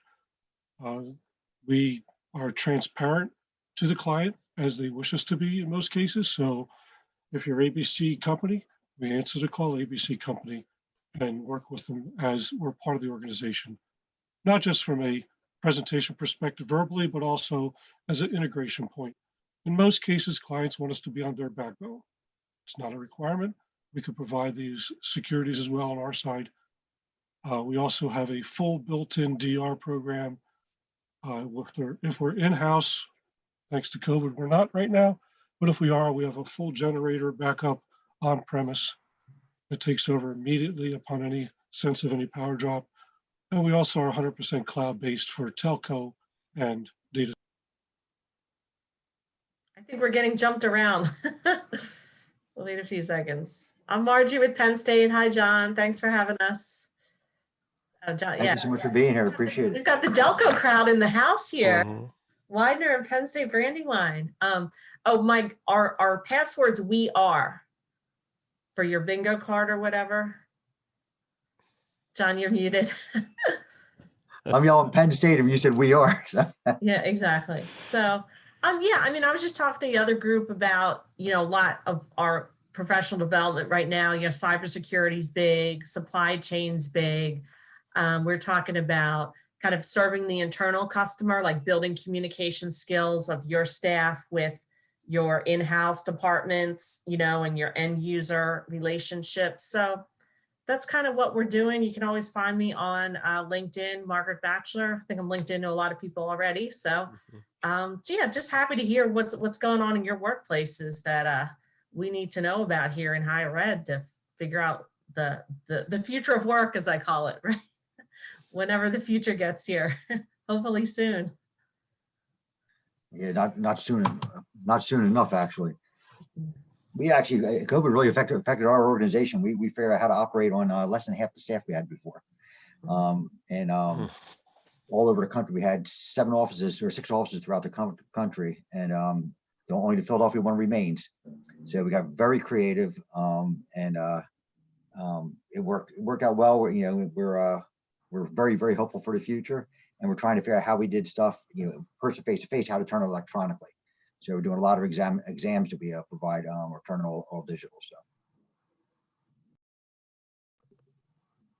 Great. Anybody else? John, are you guys all remote, or are you kind of a mix, or? We're all there's only about, I think, 8 of us have been going on site through rotation. Everybody else has been 100% remote. They literally flipped the switch in one day, sent everybody home on Monday. Everybody was working from home. We did an entire replacement of everybody's Dell laptops, or Lenovo's, while they were home.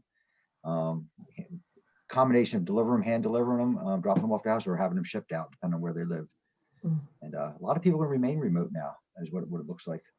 Yeah, and we're a fact, combination of remote too. We have we brought more students back to campus this semester than we had in the fall. But we're trying to keep our density, the students, to keep them engaged. So a lot of the administration is working from home. I work full time from home, but my team is on campus every day. We do a rotation. I'm only allowed to bring in 2 people from my team each day. So the rest of the team is working remote on days when they're not on site. So it's a learning thing for us as well. Are you doing instructional design, John? Are you in that space or? No, we're in the IT help desk. So we do the support, all the break fix and answering the calls and emails and all that stuff. So That's enough. Yeah, it's funny. I think it's been a big shift. Again, not to make any comments about, faculty over the age of 50 or 60, but it was a big adjustment that, I'm sure your team had a lot to get people. Yeah, we had what we're saying we had some digital natives who were fantastic with it. The digital immigrants had a little bit of an issue working from home, but the call volume went through the roof. Now it's kind of leveled down now. But people are liking it. I mean, like almost no sick time. People calling out sick. We've had quite a few people move to, Arizona. A couple people in Florida, Washington State, California. I mean, they've moved all over the country. Some people. It's been pretty interesting. Do you hear that drilling? I love how the one time I have a Zoom meeting, the water company decides to come. Oh, geez. Oh, you're in the office. No, I'm at home. It's just, we have some water main. Oh, we're moving. Thank you. Take care now.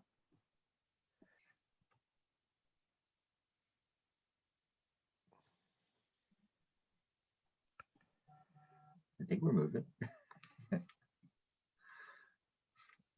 We definitely gotten better at doing these. We still have some bugs to work out.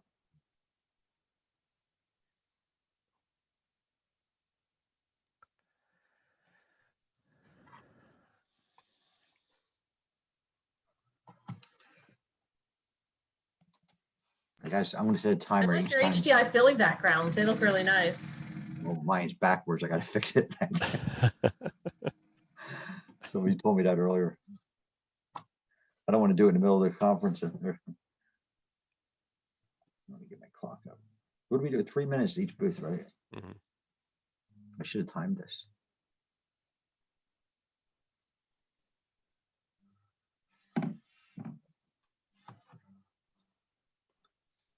You're doing, everybody's going to be virtual there as well, Margaret? Yeah, I mean, we have some like science labs and stuff. I mean, with nursing and like engineering and stuff, I mean, you can't go all remote for everything. So then they got to like figure out like half the students come on a Tuesday versus a Thursday and do all that type of, so we're remote till February 15th. And then they're going to try to, because again, there's some majors, they need certain hours in labs and clinical hours. Yeah, my daughter's going through it. She's got University of Sciences for Occupational Therapy. And she's going through that right now. Did we just move? We did. Hey, we're Alexis. Hello. I'll go on mute and let you talk. Yes, I know. I was just sending a note. I know, unfortunately, yeah, I can't share my screen, so I'm kind of just winging it. But hey, this is what pandemic technology is all about. Not everything's going to be perfect, and you make it work. Well, I think we should have everyone in this room, but appreciate all of you carving out some time. Really, my first slide was just what am I watching on Netflix and Hulu, and a little picture of the 2 cats that I ended up adopting, and some recipes that worked really well and some that didn't. So if you want to reach out, I'll provide my email address in the chat. But I feel like new shows, new recipes is something, people are really interested in.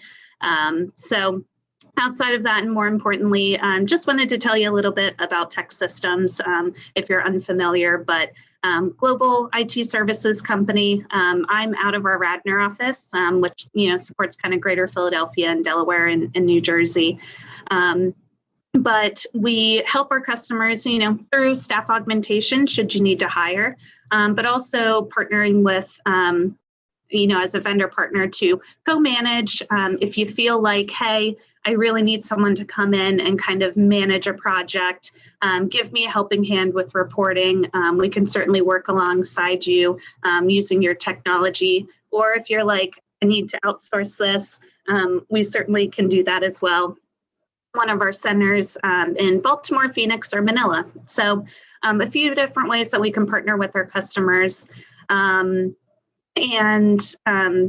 Just in this pandemic, I think specifically when it comes to, the HDI community and what we do, we actually saw an increase in demand for support related roles. If you think about it, a lot of these companies didn't think their entire workforce was going to go fully remote. So deployment of devices, the service desk support of people working from home and can't connect to the internet and things like that. The HDI community has really been the backbone for a lot of these customers going fully remote. So we did see an increase in that, which was really, really exciting, and created opportunity for a lot of folks that are in, service desk and deployment roles. So whether it's yourself or someone that's looking for a role, we do have a ton of openings. So would be happy to work with anyone that you might want to refer or yourself. And I also wanted to mention Tech Systems as part of Allegis Group. And I say that just because some of our sister companies focus in really anything non-IT. So, the pandemic was really tough with folks losing jobs, maybe they're administrative assistants or in the scientific community or construction or what have you. So if you do have, loved ones, neighbors, friends that are not in IT, you can still reach out to me and I'll make sure that they get introduced to the right resource. So here to just really be a resource to anyone who might need help finding a job. Outside of that, getting ready to move the vendors. The time really goes by very quick. Did you get the password out? Did you get the magic phrase? Yes, so the password is HOPE. And I chose that because I am hopeful for a even better 2021, hopeful that the vaccine does its work and we can all get back together in a in-person HDI meeting. That's awesome. You and me both. I'm very hopeful. Yes, I am too. I know some of you probably have gotten your vaccine. As soon as I can sign up, I'm getting it. I'm ready. It's funny because the previous password was "we are," so now we are hope. I like that. That worked out very well. Yeah. How is it the transition with vendors? Feel like it's pretty smooth? So far, it wasn't too bad. It's going over. I think the time frame was supposed to be 3 minutes. Was it? I think so. Yep. We're 4:22. I just decided to start timing them. So I think it's working, but we got to learn how to do it in the future where you guys can have remote, you guys have full control so you can share your screens and stuff like that. So we're like I said at the beginning, we're learning. We're learning how to do these remotely. Yep, exactly. And thank you for what you do for HDI as well, being on the leadership council. Also really appreciate it. It's so fun to be involved, and there we go. There we go. Now we're moving. I see Kara's little head. Well, it's great seeing all of you, and hope to see you all in person soon. Thanks. Take care now. Hey, Kara. Good morning, everyone. Good morning. So this is my third breakout room. So I'm improving with every move. So consider yourselves lucky that you weren't in the first group. So I'm going to jump right in here. My name is Kara Cron. I'm the sales director at CSS Technical Services. I have been a member of HDI for 5 years now, and I've been on the leadership council for a few years as well. I definitely have found my passion within IT, although I staff for all positions. Technical support in its many varieties is something that is very close to my heart. My colleagues joke that I am our first level tech support in the office. So if something breaks, they call me. I do some light application support, hardware support, and some printer troubleshooting. So working on my skills there. Note down my password is success. I want it to be something that was a positive, that's something I can contribute to our practitioner base. And I hope that I can help bring anybody who is looking for their next opportunity or looking to expand their team success in all those avenues. We also are giving away a great prize, $100 Amazon gift card, as well as some CSS swag, including this lovely wine tumbler and some other great merchandise there. It's too bad we can't get them. With our brief window, I do encourage all of you to please reach out to me. My contact details are listed.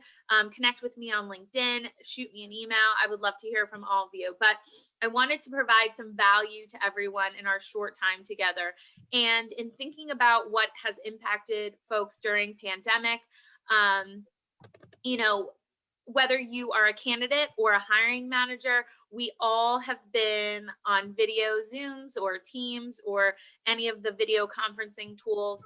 And I wanted to help give some tips and tricks on landing that job virtually. Olivia can attest, she is my newest hire and she has joined our team and we've never met in person. So she has obviously mastered some of these skills. So I don't have the ability to share my screen. Let me just double check. No, it's still disabled, but I will email this out to everyone. So I'm going to go over some quick tips and tricks for interviewing virtually. Some of it I'm sure will be a refresher and, you know, pretty apparent, but if I can give you one or two takeaways, then I feel like I did my job successfully. So dress for success. I know that obviously that should be a no-brainer. Suit and tie, professional attire, business suit, you know, you're really setting the tone for your desire to make a good impression. And first impressions, especially when you can only see, you know, somebody's torso and head is definitely an opportunity to make an impact immediately. Make sure you have a tidy and welcoming background and surroundings. If you don't, use a virtual background. I have a toddler and an infant at home, so I know that, you know, toys can be everywhere and we all are living in quarantine. So, but make sure that at least within the parameters of the video that, you know, you have a clean background for less distractions. Do a technology test run. This is huge. I know that we all use video conferencing tools on a daily basis, but there are always glitches. And make sure you're doing the test run in the technology platform that the interview is going to be conducted. So if you're familiar with Teams, but it's a Zoom interview, make sure you do your test run in Zoom. Whether you have to forward somebody a link, create a dummy account, whatever it may be, you want to make sure that you troubleshoot any issues before the interview takes place. Have your personal pitch ready. So you're going to get a chance to say, tell me about yourself. And you want it to be concise. You want it to be all of the attributes that you bring to the role that are going to set you up for success and differentiate you from all the other candidates in the position that are interviewing for the position. Nobody wants to hear about, you know, your middle school extracurricular activities. They want to hear about the skills that qualify you recently for the job. And so practice it, do it in the mirror, do it to your roommate, your spouse, your best friend, your colleague, whatever it may be. Have questions ready. And those questions should be questions that you can't find the answer to on Google. Do your research, have some thought, think about it in advance. You know, these should be conversation starter questions. Look into the camera and be aware of your body language. Making sure that you're eliminating any distractions. That includes turning off your phone and not looking at your email. If you have to lock it in the filing cabinet, do it. You know, dedicate that 30 minutes or that hour duration undistracted and completely focused on your interviewer. And then most importantly, and probably uncomfortable for some, but close on next steps before you log off that interview. You know, everyone is looking to, you know, make sure that you're interested in the position or vice versa. You want to know what's to come. What are the next steps? What are the timeline? Where do you rank in the candidacy process? And so take yourself out of your comfort zone and articulate your interest and close on next steps. So I hope that I've given you a couple bits of information and food for thought if you are interviewing or interviewing candidates. And hopefully, you know, the next time you are on a Zoom interview, whether the interviewer or the interviewee, you have a better experience. That was wonderful. That's a great idea. I'm glad you provided all that. Thanks, John. And a lot of people don't realize how difficult that is. I think we're moving. We are. Good morning. Hey, John. Good morning, Nick. How are Omar, you? Nova, John Kitchen. How are you, sir? Good, Nick, and you?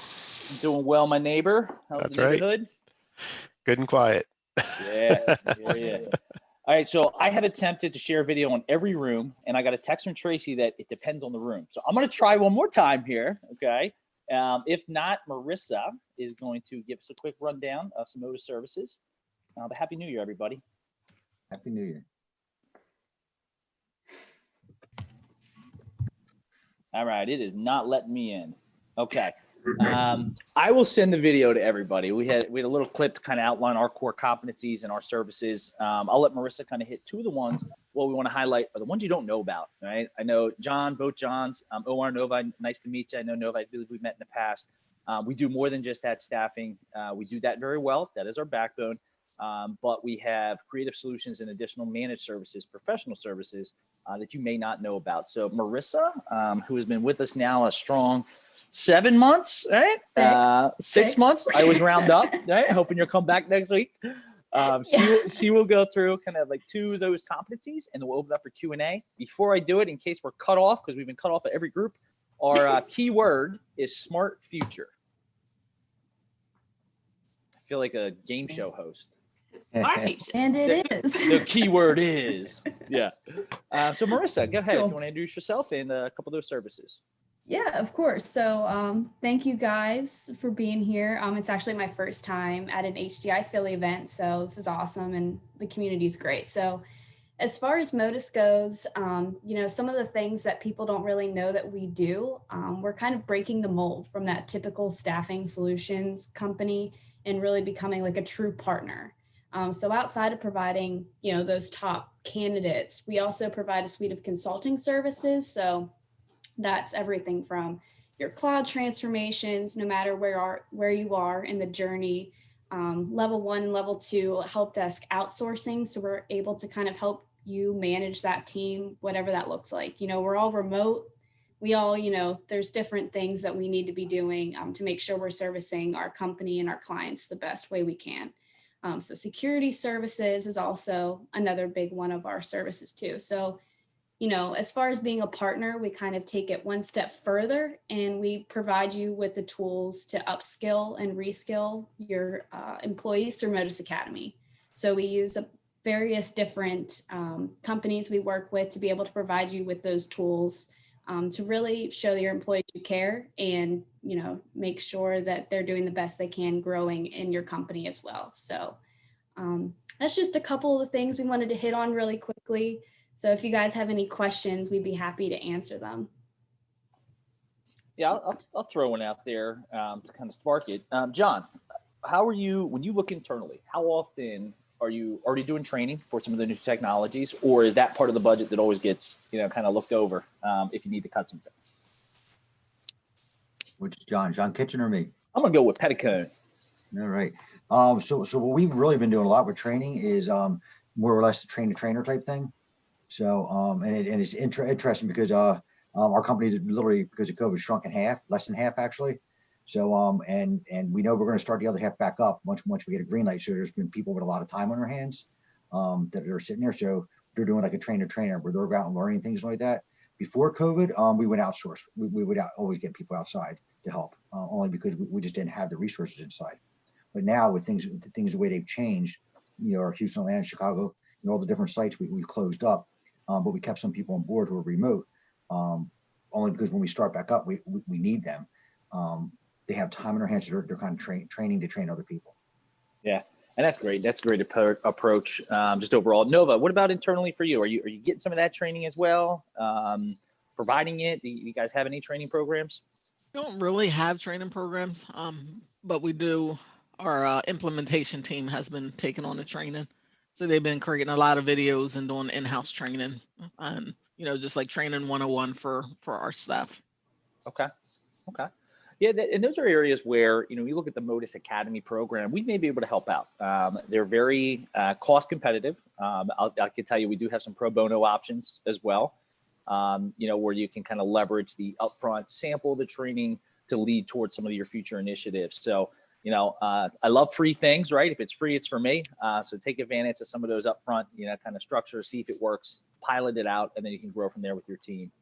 So, John Kitchen, what are you guys doing in sense of ransomware? Anything internally at Widener, kind of capturing that stuff? Not as far as ransomware, we're not. We're actually in the process of migrating from Symantec antivirus to the Microsoft Defender for Endpoint product. So that's supposed to capture more stuff than what we're doing now with, we have Malwarebytes and Symantec that we're currently using. So, thankfully we're doing a lot to try to mitigate outside things attacking university. So we haven't had many reports of ransomware on campus. Okay. We actually haven't, I should knock on wood, we haven't had any requests in over 4 years. So we're doing good, but we partner with a new company, B2B Security, and they're doing internal and external scans on our network. So we're nice. Very nice. How often do they do those scans, John? Are they doing those scans per application release, quarterly? Quarterly. Okay. Yep.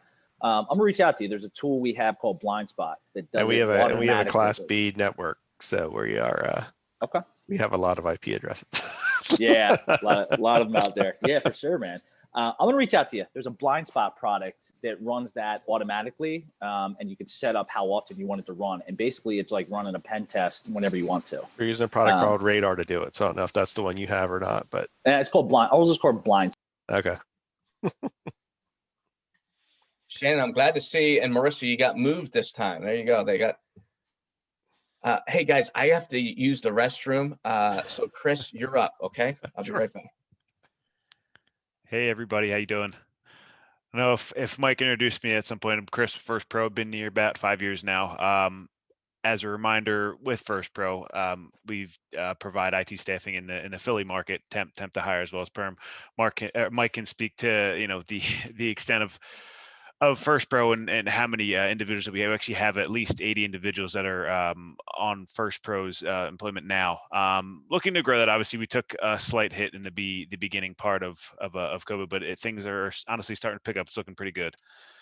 But yeah, for me, I was a recruiter for the longest time. So you may have seen me at HDI events more on the recruiting side. But yeah, recently transitioned into a business development role within First Pro under the tutelage of Mike. So I do have some pretty big shoes to fill.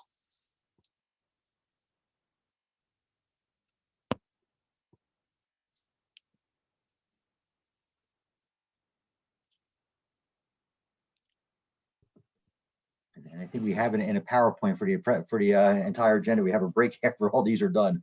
So. Yeah. Chris, did you guys have a passphrase, an e-password? Yes, it is rhubarb. RHUBARB. Thank you. Not my suggestion. Must be Mike's. Yes, it is. Good guess. And I get some rhubarb pie. I know, right? Yes, the only thing I ever remember having rhubarb for. Yeah, there's an ice cream shop right by me called Weckerle's, and that's their specialty is rhubarb ice cream. It's delicious. Sounds good. Where are you at, Chris? Where is that? I live in Fishtown. Okay. Yeah. Familiar? A little bit, yes. Yeah. It's been a few years since I've been up there, but yeah. It has changed drastically I've been here 5 years. It's changing every day. I mean, they put in new apartment complexes, it seems, every week. It's crazy. John, this rotation of vendors in and out is working beautifully, in my opinion. Tracy's doing a great job. Absolutely. It started off a little bit slow, but now it's working wonderfully. We're writing notes down for lessons learned. We're like, we need to be able to allow people to share screens because a lot of vendors and sponsors have a presentation they want to have, but it's working really, really well. Chris, does Nova know our password? Ooh, I'm not sure. Hey, Nova, you there? I got it. It's Hey. rhubarb. Yeah. I'm like, I don't know what rhubarb is, but okay.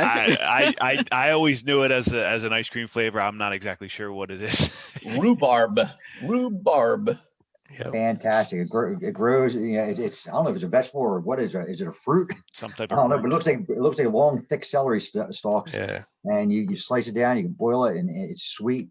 When we were kids, you take it out of the garden. We were hot out, and you just break it, and just drink out, pretty much drink out of it almost. Oh wow. Yeah, my grandma had it growing right off the deck, and we used to go out and grab it and grab fresh strawberries and make the strawberry rhubarb pie all the time. So Really? yep. I don't know if I've ever saw it.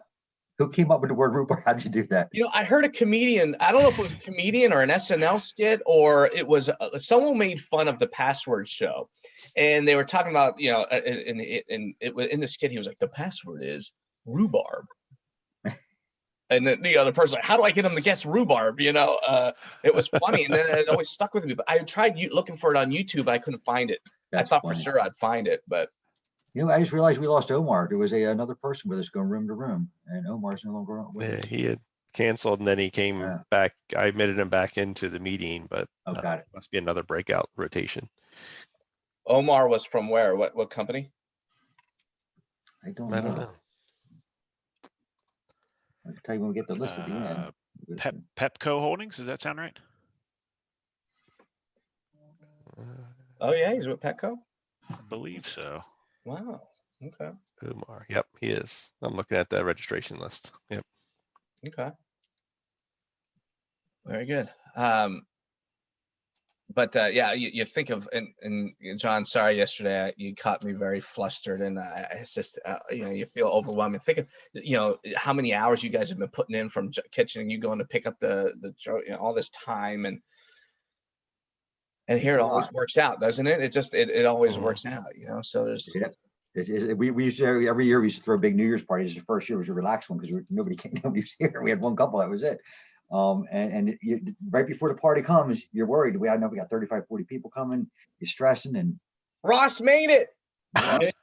Look at that. And Ross, your boy. There you go. And we cut him off. Is that ever a bad thing? So I believe everyone here knows who we are. So we don't need to go into the speed dating version of us. So how's everyone doing this morning? We are doing fantastic. A little better now than before we were ready to start this. I'm feeling better now that things are going well. Nice. Yeah, we just found out, Ross, like, oh, you have to have a PowerPoint presentation set up, and now we can actually do our screen share with this, which is kind of cool. So I can bring this up. I know you guys need a password. They did not give us one when we started, so I made one up for us. It's RX2, the word password, then 1, 2, 3, 4. Got it. And I've been telling everyone to stick it on a little note, sticky pad, put it underneath the keyboard for safekeeping, and you're good. The other thing is we are running a individual contest. So if you guys are interested, if you want to email contest@rx2solutions.com, name, company, phone number, email address. We're giving away 2 $25 gift cards, and we're doing the drawings on the 12th of February. Awesome. So please feel free to enter if you're interested. Very cool, Robert. Yeah. That does not look like your office. The last time I was there, it was a while ago, but my office? No, over Ross's house. Oh no, he's just zoomed in. Same place. No. There. That's what I'm used to seeing right there. That's what I'm looking for. Yeah, you got like a fake. That's not a real room that we know about. It is. It is somewhere. Somebody had someplace to make the background. That we know about. Yeah. It's somebody's room. Right. Vida likes that couch though. It's expensive. What? That couch Vida wants. We're moving in like a month or two, and Vida wants a couch just like that. Nice, get one. It looks comfortable. She told me the price. I said I'm going to need to go to John and tell him he needs to give me some more temp orders so I can pay for it. There you go. But how's everyone's John? How's everything going? And so far in the morning, it sounds like it's been good. I've been seeing everything's going fantastic from the time we started about maybe we had so many people in there. We started about maybe 5-6 minutes early, 4 minutes early. Oh, wow. The first speaker was actually fantastic. I took several notes. I'm hoping we get a copy of his presentation. The breakout rooms with this, the first one was a little bumpy, but we learned lessons. They're going really well now. Lessons learned, we do it again. We got to allow you guys to be able to share screens if you have presentations and stuff. But we're learning as we go along. For the first one we're doing virtually, not too bad. Cool. Did you take that trip yet? Weren't you going somewhere? You told me. Yeah, I'm supposed to be heading to Florida on the 5th. Make settlement on a house. Nice. Where? Just outside of Tampa, in Palmetto, right next to Okay. Bradenton, Sarasota. Cool. We're getting a house. We're not moving. I got renters coming in there on March 1st. So I get to be the first one in there for a week. Nice. Is that where you're planning on eventually retiring? Eventually, yeah. Eventually, the house is still being built, so we're hoping in about 6 years we want to be snowbirds. 6 months a year down there, six up here. Nice. 6 up here will probably be down just outside, either in Seattle or just outside of Seattle. Do you have a place down there in the shore? I'm in Lake and Shore right now. Okay. That's it's a resort down there where we have a camper. We're debating whether to get a park model, but we don't know whether to get a park model or actually just bite the bullet and get a house. Rob, he goes fishing right near your house. Oh, you go off the inlet? Yep, right there. Of course, Inlet. Yeah. Yeah. So Right we in have between. we have a place down on the south end of Ocean City. Nice. That Ross has always been like, gotta go fishing off that I pier. gotta go fishing, but every time I'm there, I'm with my wife, and I'm jealous, John. My wife doesn't fish or golf, so I'm like, I guess I'm doing it without you. My So I wife do it goes with out Dad. with me. Yeah, she loves it. She won't golf though. I can't get her golfing with. But well, at least she goes fishing. That's half of it. I mean, I go fishing with my wife's dad, so she knows that I can't get in too much trouble with him.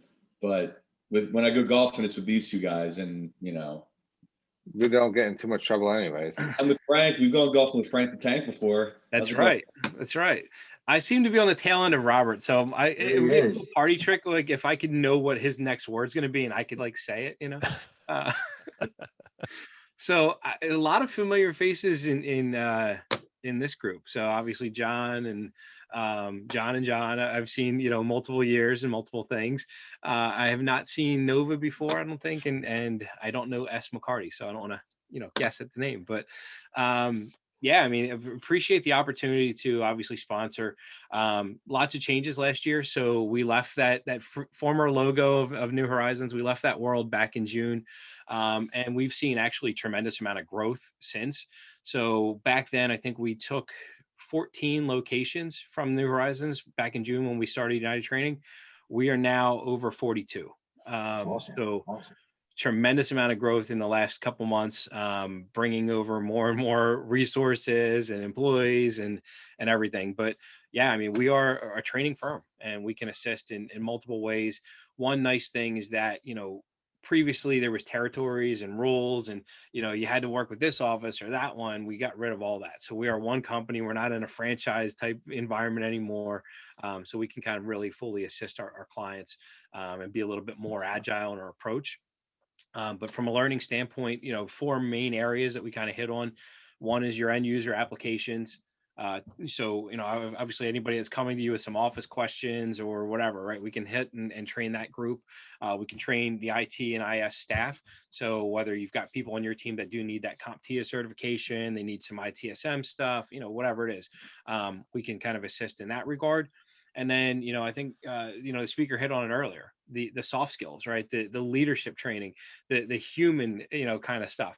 That's what we also do a lot of training on as well. So whether it's, you know, emotional intelligence, email etiquette, customer service, et cetera, but, you know, those skill sets that, again, a lot of people need, we you know, we've got a tremendous amount of content on that. So from a training standpoint, again, we can assist in, you know, live instructor-led virtual classes. We can do e-learning, self-paced content, et cetera. So multiple modalities there. The key word, if you can't guess it for anybody that is, you know, doing the passport, is training. So that's our key word. So make sure you write that down from a passport standpoint. And the other, you know, couple things is that and I'll work, I guess, John, with your team and whoever, but we're going to do some discounts. So we want to offer a 50% discount off of a class if purchased, in January, which I know is a week away. So it may be too quick of a timeline, but if there are any needs, we can definitely do that. If not by January, then we'll do 40% all of February.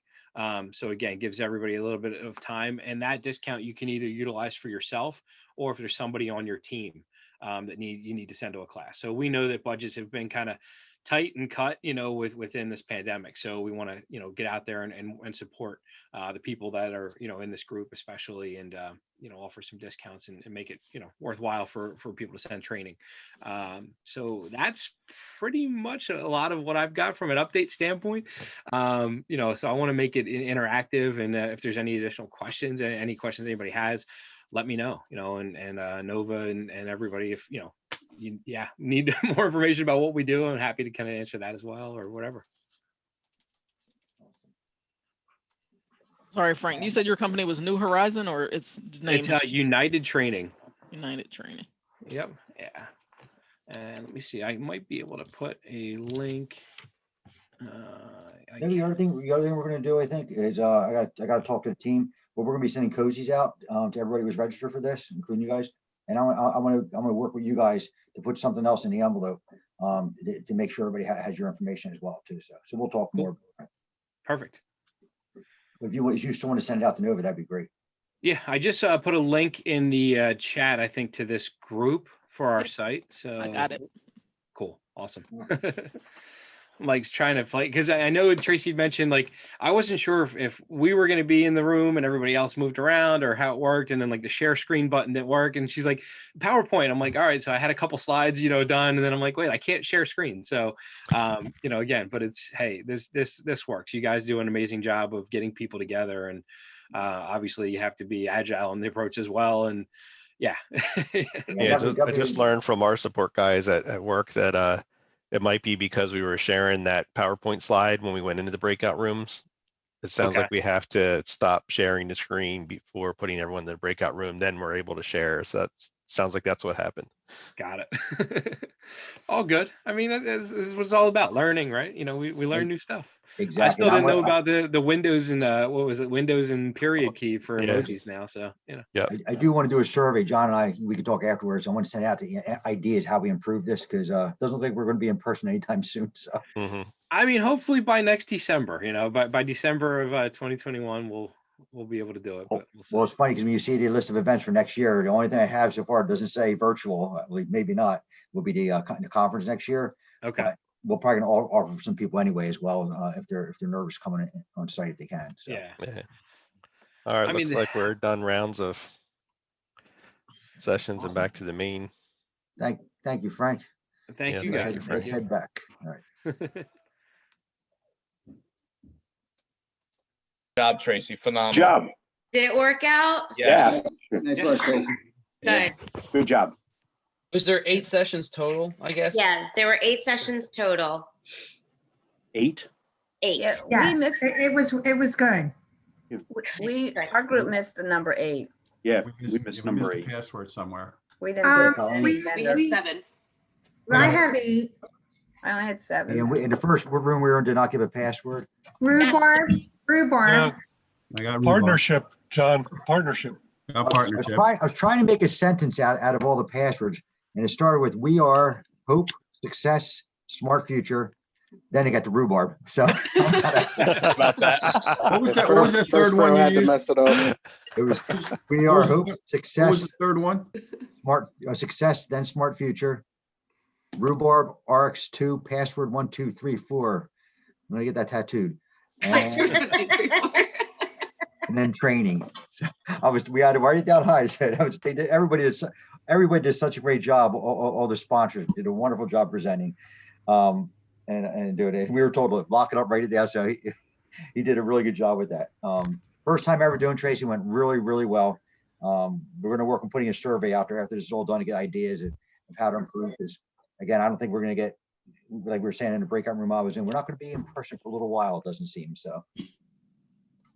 Yeah, I just, I did realize that there was a security setting set and I found it. So I do apologize to all the vendors for not the inability to share your screen at the very first go around a couple times. But I did locate that little checkbox. And so I was able to check that to allow you to share. All right, we about ready. Is everybody back here yet, or are people still in rooms? No, I think everybody should be back. All the rooms are closed. Okay. 62 participants. I saw Colleen just put in the chat where everyone could fill out their passwords. Awesome. Was the Paradigm, I think our group missed Paradigm. Was that the Yes. partnership password for the Paradigm? It was partnership. Okay. Yeah, partnership. Okay. Awesome. We're still missing. Yeah, we're missing one somewhere. Yeah, I think I get tech systems. Tech was Hope. Hope. Hope. Hope. HOPE. HOPE. That's the one I'm missing. I don't think I got Cyber Crunch. I don't think I saw that. CyberCrunch was actually, they were not a participant. They are presenting a raffle award, but they unfortunately had a conflict, so they could not attend today. They're the free space and bingo. So. Yeah, they're a free space and bingo. And by the way, I did get approval from the team to put the dog in the bottom right. So we're gonna take a break for a couple minutes. Whatever you got to do, you got to do. And 5 minutes on everybody to stretch and come back. Yep. Great. Awesome. I'll be right back.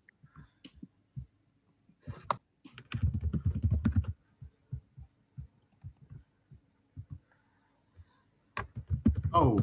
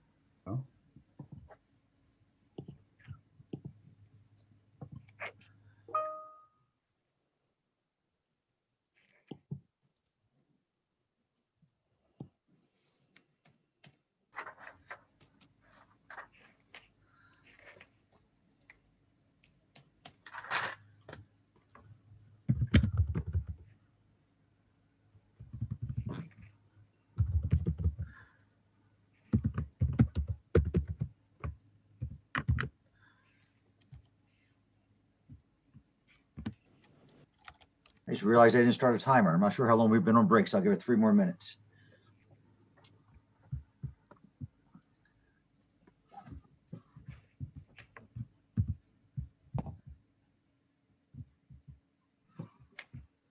Just have a quick question for you guys.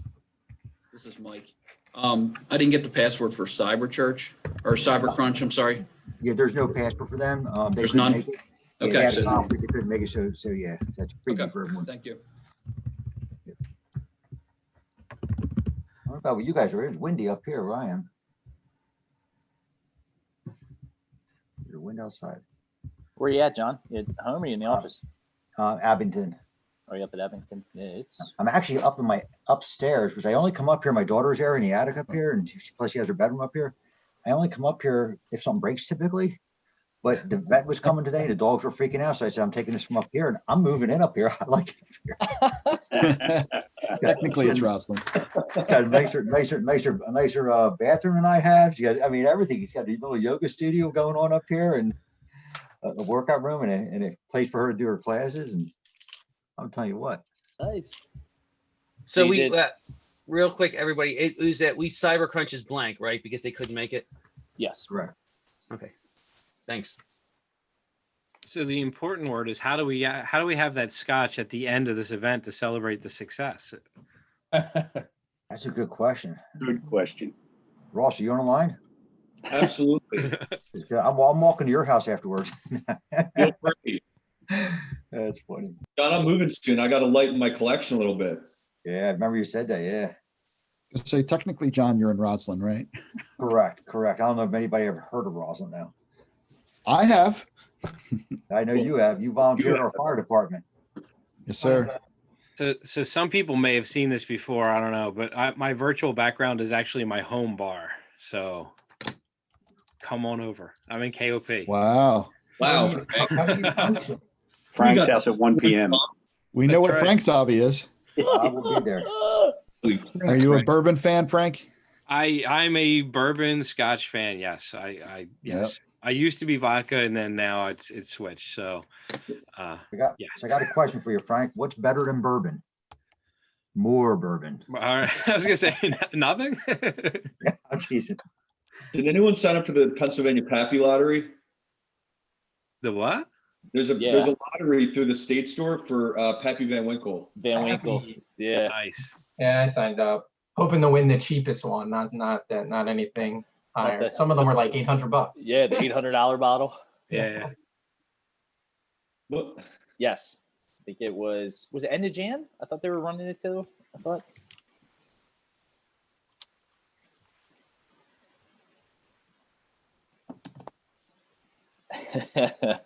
Frank, I see a $1,200 bottle of liquor in your shelf there. Up top, that would be correct. Yes, there's some nice cognacs in there. So it's it was one of those things where it all started with my dad used to work in the wine and spirits business. And then he would come home and he's like, hey, you want to try this new thing? New this, new that. I'm like, yeah. And he would bring me bottles of stuff. And then it got to a point where the collection started building. So if people came to my house and they're like, I'd ask them what they drank. If I didn't have it, I made sure I had it the next time they came over. So there'd be a lot of random bottles of things that I would go out and buy, and it's grown. So now I've stopped buying. I'm looking at my son, he's 7, and I'm like, all right, so realistically, I probably got about a good 9 years until he starts wanting to dip into all of that stuff. So I'm like, all right, how do I drink this over the next 9 years and get rid of it? So It is, I will tell you, it is a cool thing when your son is over 21 and you can share some of that stuff with him. It's great to share. I brought some stuff back from Scotland when I was there, and my son, after about a year, we broke open the bottle. So it's a cool feeling. It is. I will second that. Yeah.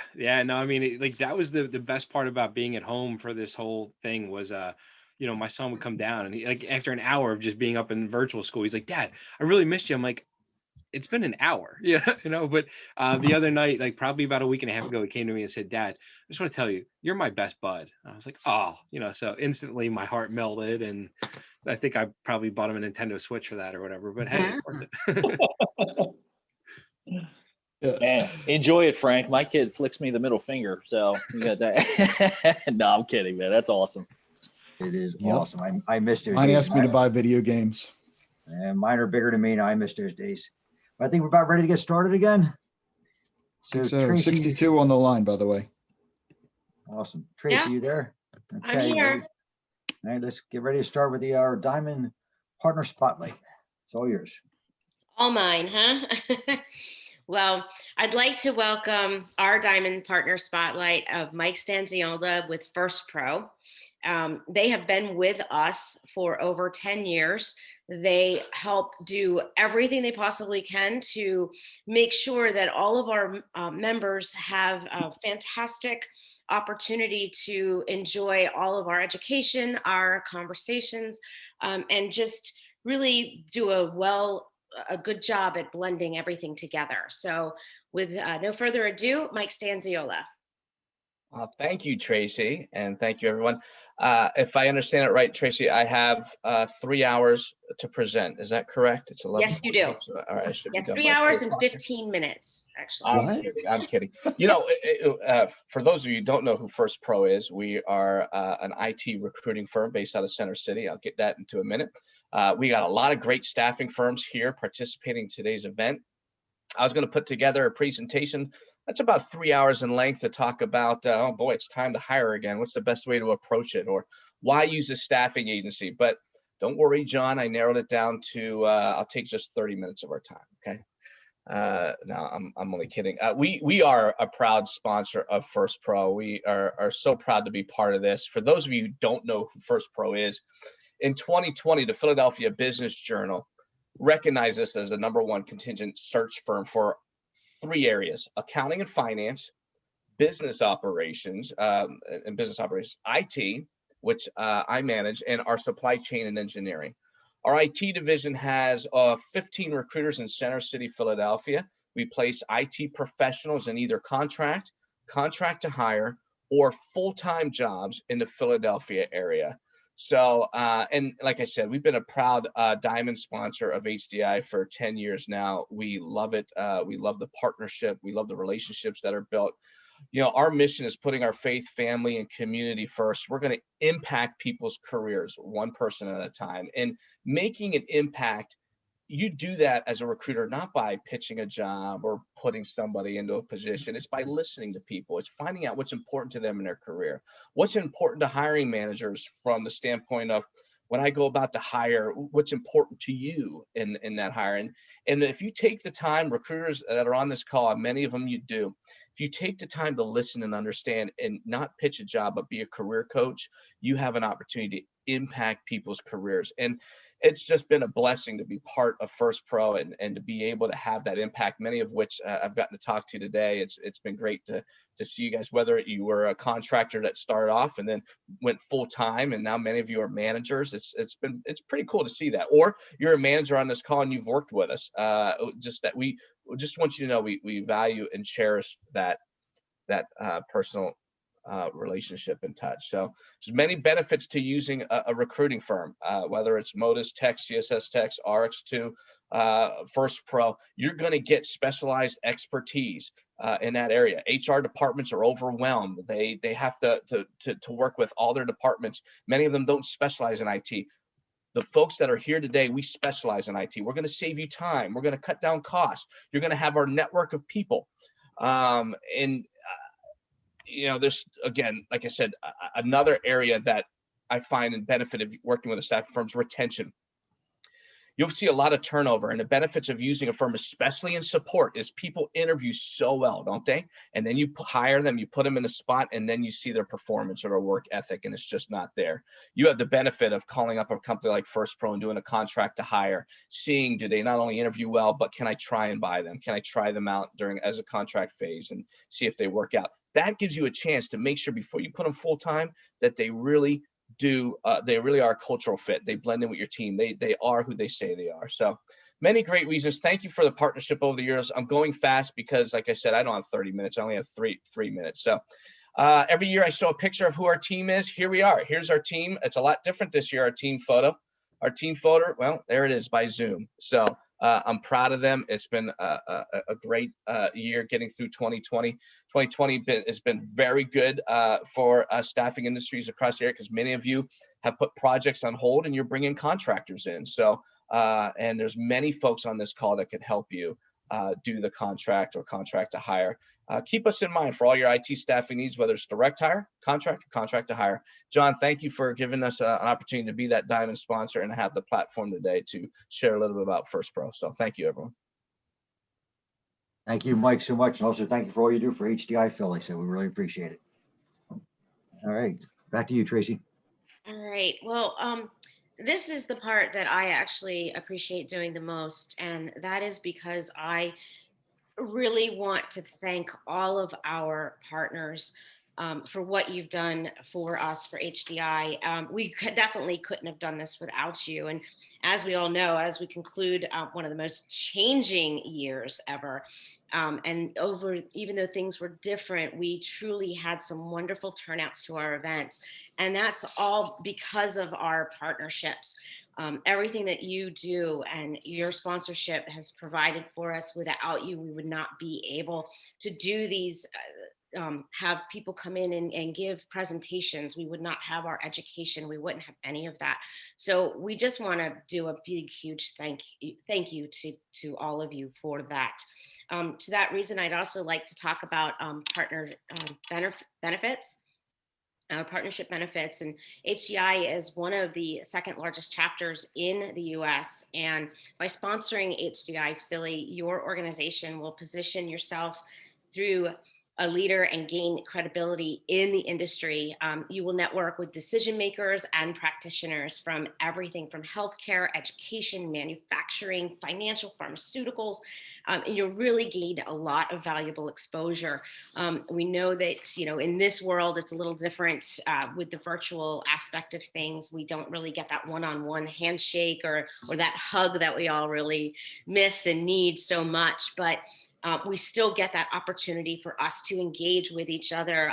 As you just saw with the our vendor breakout or sponsorship breakout, it's kind of, a little bit different and, kind of crazy and a little bit, but at the same time, it still gives us some valued conversation, and so that we can learn who our partners are and our memberships and the members, and get to communicate with that. You get to have exposure on our chapter website with the company logo and link, you exposure acknowledgement at meetings, the opportunity to make brief presentations, ability to distribute marketing material, and opportunity to speak, host at events, along with the sponsor tables and meeting entrance when we get back into the world of, one-on-one as opposed to just the virtual world. So just like to extend just a huge thank you. John, do you have anything additional that you'd like to say? You're talking, I didn't realize I was mute. No, you kind of covered it all. I mean, this is truly a partnership. I know you guys are vendors and sponsors, but it is a partnership because we really can't do this without you. And again, I pretty much use almost all of you guys that are out there that have helped us in the past. So if you haven't done so already, reach out to our partners. We're going to be sending out cozies after we get tally up of everybody that signed up and register for this, and we'll have information about our partners as well. So thank you.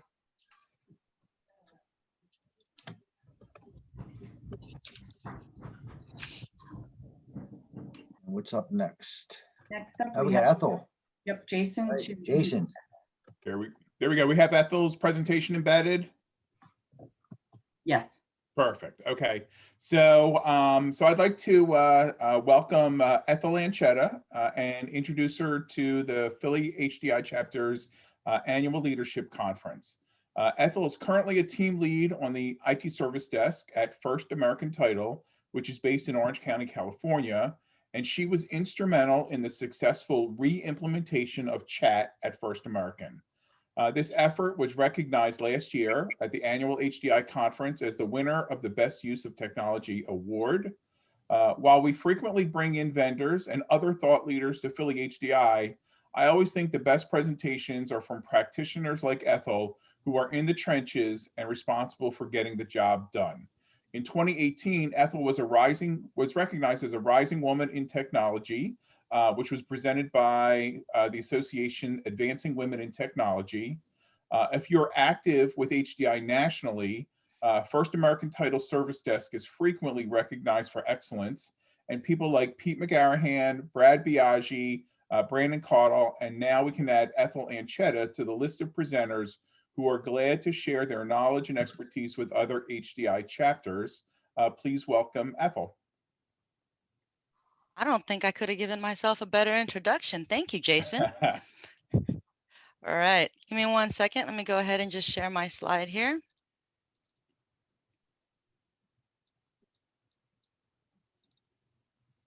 And There it is. Thank you very much for going and doing that.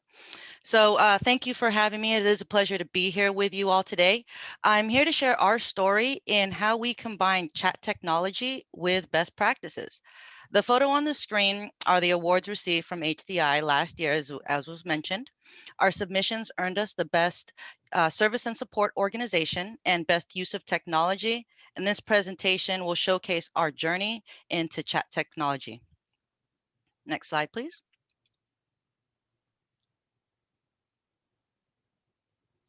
Do you have access to advance them, Ethel? You should have control now.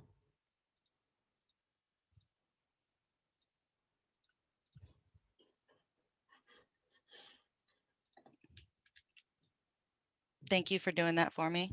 Appreciate it. Can you go back to the first slide, the next slide? That one there. So just give you a little bit about me. Jason did mention I was one of the ones in the trenches.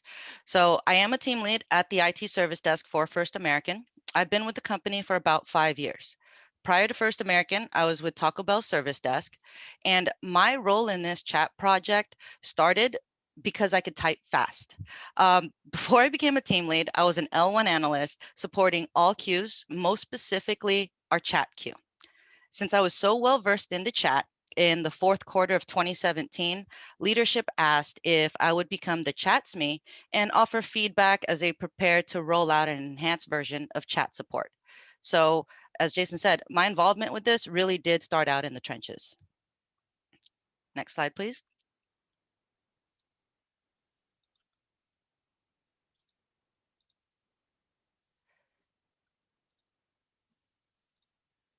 So let's start with why offer chat support. Now, looking at this from a customer's view, they want choices without compromise. They want additional options, they want additional options or ways to contact us. They don't want to compromise on quality. They don't want to compromise on efficiency. They want a user-friendly experience, and they want a great customer service experience overall. They want quality information, and they want it now. Well, we already have it. It's an out-of-the-box feature that's included with our Service First license.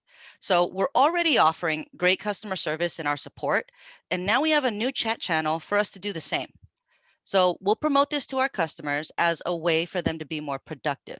They'll have the ability to multitask. They can send an email and engage in chat support at the same time.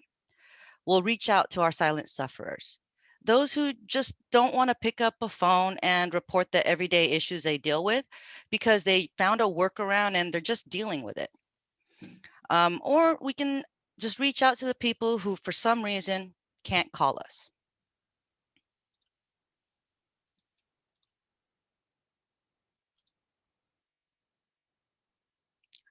All right. So here we are. We're sold from all the positives of why we're going to open up chat support. Now we're here at 2016. So keep calm, everybody. We're going live. With little research and little know-how, we did it. We just went live. We knew how to deliver great customer service. We knew that's a strong suit. We have a chat technology that's available and everybody can type. So why not? Let's give our customers the contact options that they want. Now, going live meant going live with out-of-the-box features. It was minimal reporting. We didn't have much standards or procedures set. There was no limit to how many chat support sessions a specific analyst can take.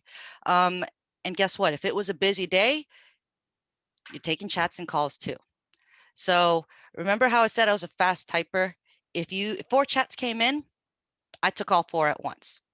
So even though the entire team was capable of taking chats, our volume mainly stayed within the call queue. So that's where most of our analysts were in place. And if we needed backup, we called for it, but we didn't have much visibility to new calls coming or new chats coming in.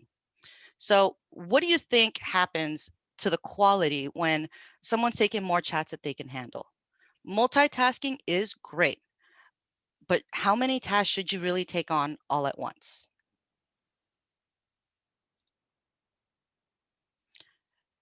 So we got some feedback and it's not so great. Here's some of the feedback that we received. I was immediately taken care of. Service for the impaired. I chatted while on a conference call and it was great.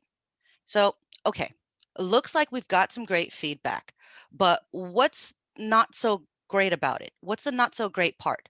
You see, there is a bit of a shift from 4.93 to 4.83. Overall was our phones, phones, email, and voicemail. But the chat, why was there such a gap? Even though it's going good, a gap is still a gap. So we got curious. Can it be better? What can be enhanced?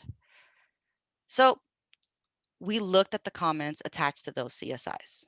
There were clear support inefficiencies.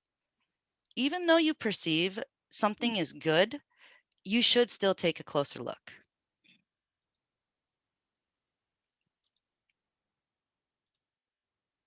Okay, now we're at 2018. We're taking a closer look now. The entire team took chat, so we're evaluating the entire team.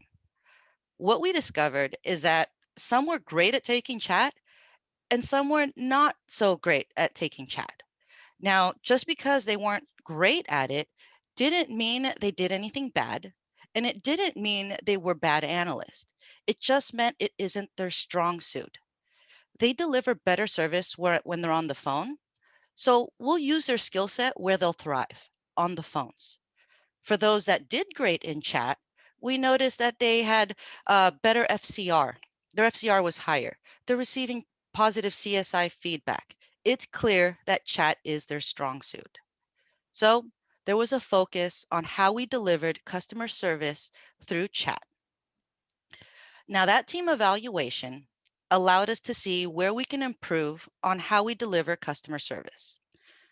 It's hard to deliver customer service through text. We thought we knew, but it's always a learning process. Okay, so now we've identified who should be supporting chat. So we've assembled a chat team. Our chat team consists of people who have the know-how, the capability, the qualifications, and the want. The want is the most important part. They'll do great because they want to do it. You're enabling your team to empower their skill set where they'll shine. So they want to be a rock star. They want to highlight themselves out. So now, after identifying the people, you've got to get to the process. Procedures were documented. We didn't have documentation before. Now we're starting to document them step by step. Greatnesses and weaknesses. So analysts, they need to qualify to support chat, and they also need to consistently qualify to remain in chat. Achievable measurements were put into place and metrics were consistently monitored. We evolved our schedule to support chat where volume was in demand. And with all projects, you have to have some QA, so spot checks were in play.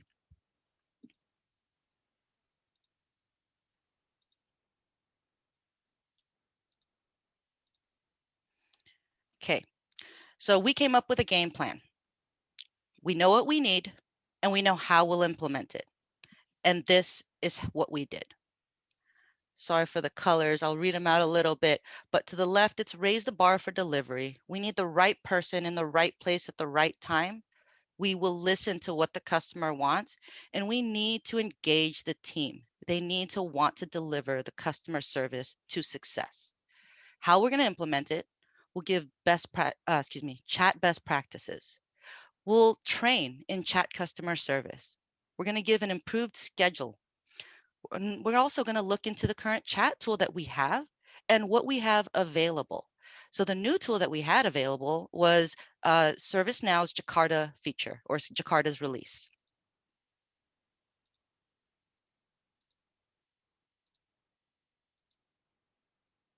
Okay, so these are the qualifications that we set. This is how we raise the bar. Now, how do you determine what criteria is best for chat? We looked into KCS. Are they using KCS methodology? Are they searching knowledge and attaching it to each incident and request?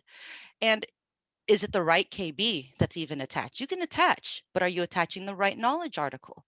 Now that you've attached that knowledge article, Did you actually do the steps performed or listed in that KB?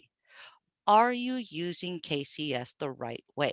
So our analysts need to maintain an 85% average for KCS. Typing speed was one of the reasons I became the chat SME.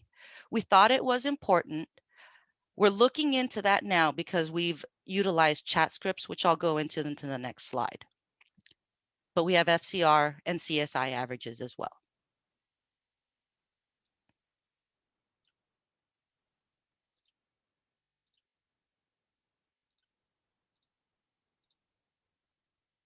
Okay, so here is our schedule.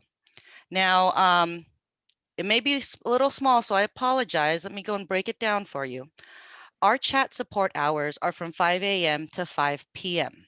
In the green, you have the boxes for who is supporting chat. So each line represents one analyst, and each box represents a half hour.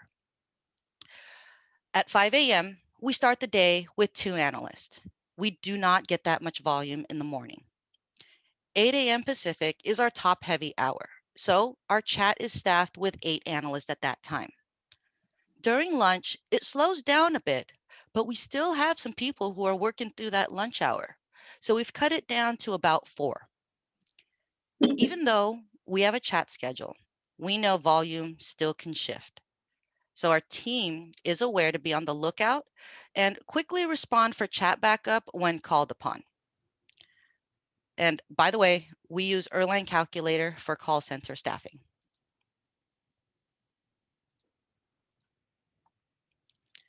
I mentioned canned responses earlier, and this is one thing that you can definitely look into when you're thinking about if typing speed should be a qualifier. Now, canned responses are a great way to be fast and efficient. You want to work smarter, not harder. We type the same message multiple times a day, so canned scripts eliminate misspelling and keeps it professional. Our entire chat team went through training with a third-party company called Business Training Works. At the time, they were the only company offering training on how to deliver customer service through text. We were taught how to deliver the same exact message in positive ways, like the example of "I don't know." It's a clear black and white statement, but you can say the same thing just by saying, "That's a great question." An exclamation point adds some emphasis to it. Allow me a moment to find out for you. You're clearly letting them know that you don't know the answer, but you're going to take the next step and find the answer for them.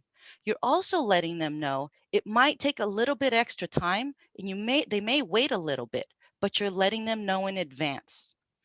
So these are some of the things that came out of our training with Business Training Works, which were crucial to how we delivered customer service. So we have canned scripts catered to top requests that we receive. We have canned scripts for easy IT support, like account unlocks or turning your Outlook offline and back online. What we didn't want to do was sound like robots. We encourage our team to take canned scripts and put a personal touch on it as long as it remains professional. And now you can double check.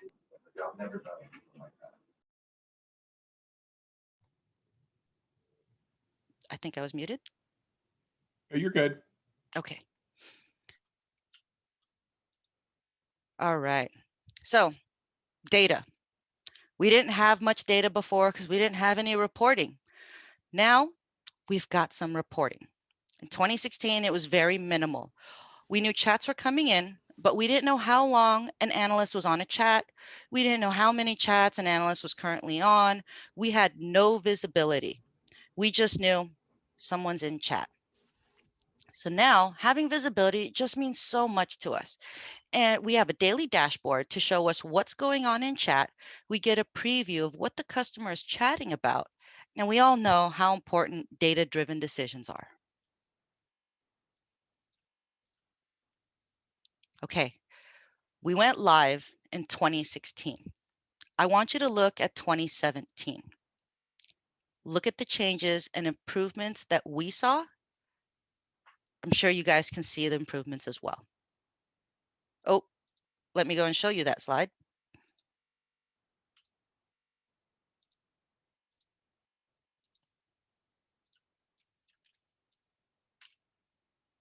There we go.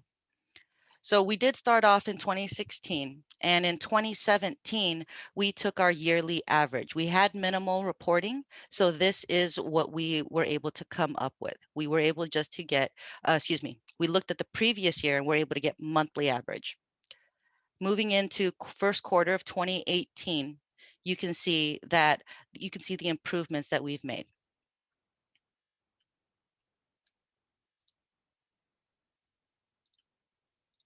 Okay. Now let's talk about the requirements we need from the chat tool. ServiceNow's Jakarta release included the improved Chat Connect feature. It's already included and has a new user-friendly interface, so it was an automatic win. What we also have, is an in-house development team. So we leveraged that. We worked with them to document our needs and enhance the tool that we already had in production. We needed to be able to create incidents and requests from a chat conversation. It was separate before. We wanted to see what happened in a chat support and include the text conversation between customer and analyst. We didn't have that before either. Reporting is an important factor. We need the ability to see the metadata, the timestamps of the conversation, remote support logs attached to the ticket. And as the ticket's created, the customer will get a clickable link to see their ticket info and the status.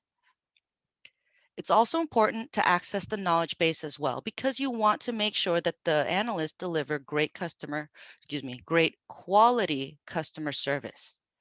So we want to be able to attach the KBs within the same tool without having to go to an extra window.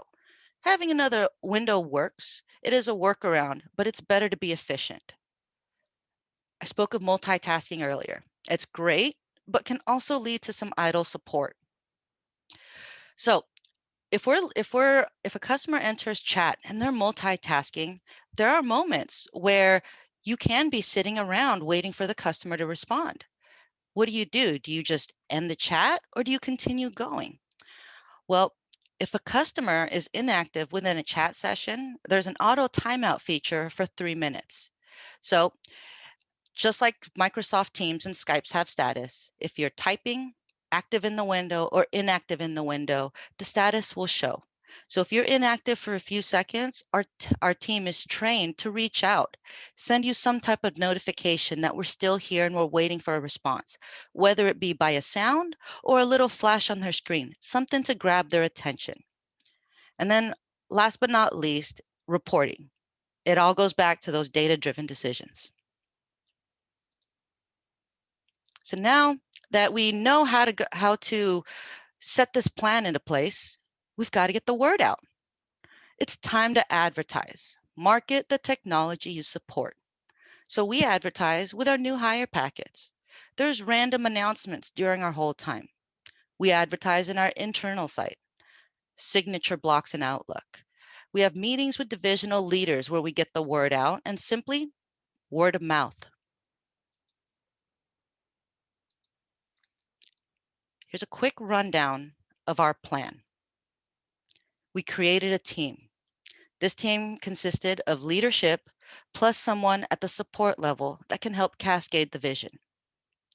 We set standards. We set some qualifications and documented it. We created SOPs. They weren't there before. We ensured procedures were followed this time. You want to make sure that the chat tool you use works as you need it to. So cater it to your company's needs. Have training and recurrent training. If you have in-house training, great. If you can get another view of it, great. What works for your business is what you should go for. What we did is we started with Business Training Works and created our own chat training course that involved customer service. We're engaging the team to get involved. Now, our training, it includes role playing in our test environment. And we'll use everyday scenarios that we all face, and we swap roles from customer to agent so that we get the full experience. After all that was said and done, we went live again in 2018. So it's 2020 now, and I think it's time to reevaluate pretty much everything again. Even though things are going good, you may not want to change it, but you want to look at it and think, can it be enhanced? Can it be better? Our senior director, Pete McGarahan, he has a quote for our team, and we truly live by it. We never arrive.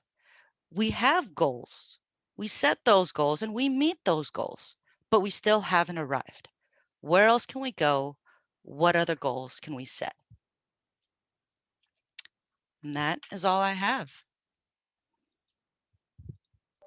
Ethel, that was awesome. I know, I'm speaking personally now. I manage the CHOP service desk, and we're kind of at the part where throw it up against the wall and see what sticks. Right? That was your first, kind of go at it. But then you had to think systemically. Well, what can we do to improve this? Right? You looked at customer sat. What, out of curiosity, what did you do to measure typing speed? Is there a good, do you have a recommendation for that? Typingtest.com. I knew you would know the answer to that. Typingtest.com.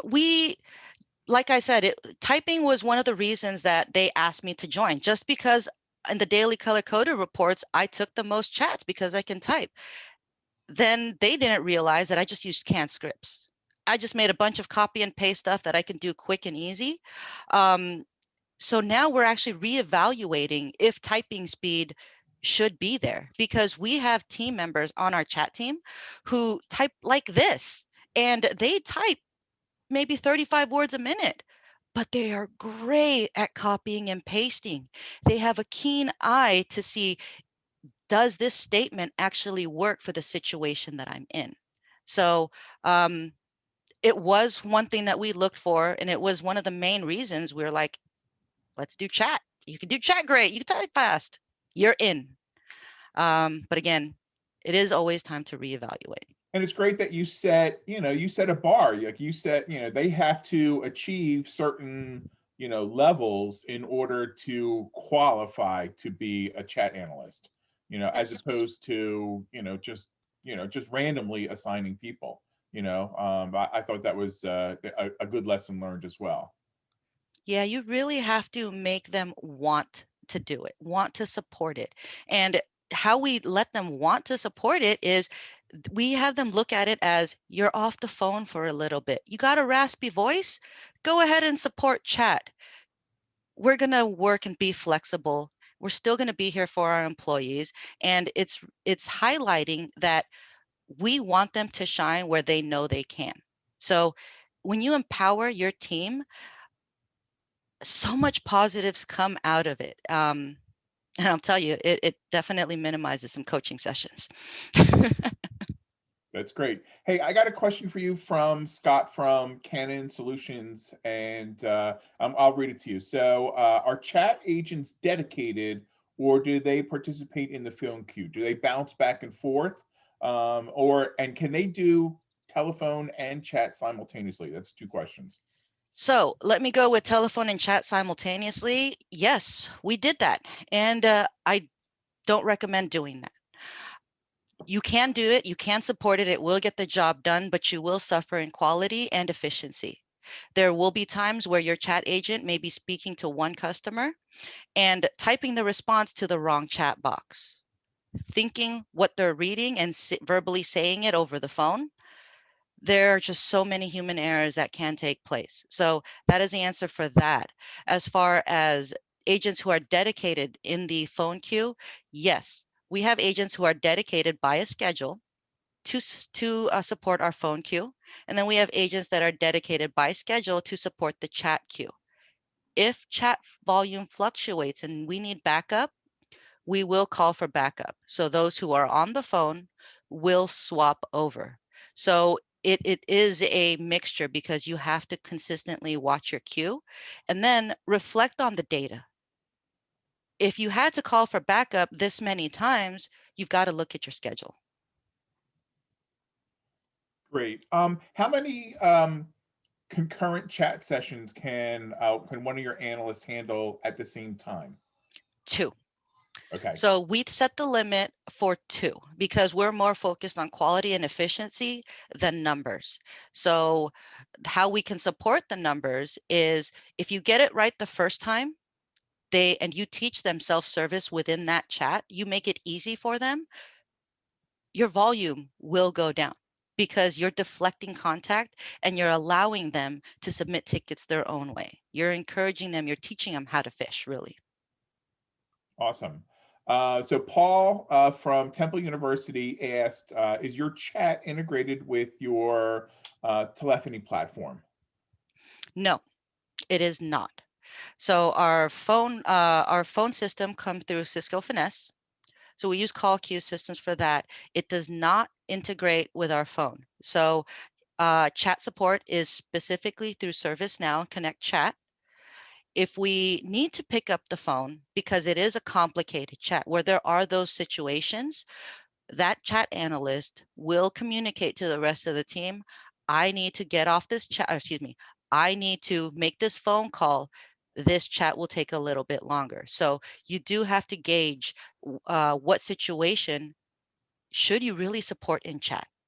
Because there are some situations that shouldn't be in chat. If your monitors are broken, why are you coming through a chat support? If you're going to be unplugging wires and unplugging things, you could possibly lose network connectivity. Great. So Anthony from Johnson & Johnson is asking, do you have or are planning to add screen sharing for chat? And if so, has that affected your churn rate? So we use Bomgar remote support. We don't specifically use any screen sharing for chat. What customers can do if they want to display their problem is they can take a snapshot of their chat using the snippet tool and then paste it in. So our technicians can see the issue without remoting in, or we do remote in. For screen sharing, we'll use Microsoft Teams if it's a simple one-to-one thing where you don't need admin support. But no, we do not do that through chat support, and I don't think they're planning on doing it. Okay. And Scott from Fulton Financial asked, how large is your organization and how many analysts work on your service desk? We're roughly around 18,000 employees worldwide. That includes our vendors as well. And as far as technicians, we have roughly around 35. Half of those are based in the US and half are based in India. For those in US, we'll support Monday through Friday on a typical work shift. For weekends and evening, our FAI team, or First American in India team, support that. However, our India team also supports the day shift. So you get a team that really has so many different cultures who communicate and collaborate very well because they have that consistent interaction with each other. Great. You had mentioned canned responses and how that helped you with your efficiency. Are your chat analysts allowed to create their own canned responses that they use, or do they have to use, the overall standard for the service desk? You are welcome to change it up as long as it remains professional.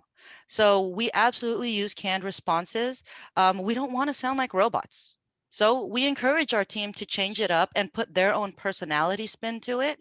Now, because they are using their own personality spin, some words may not be of choice. So that's why you use QA and obviously do some spot checks.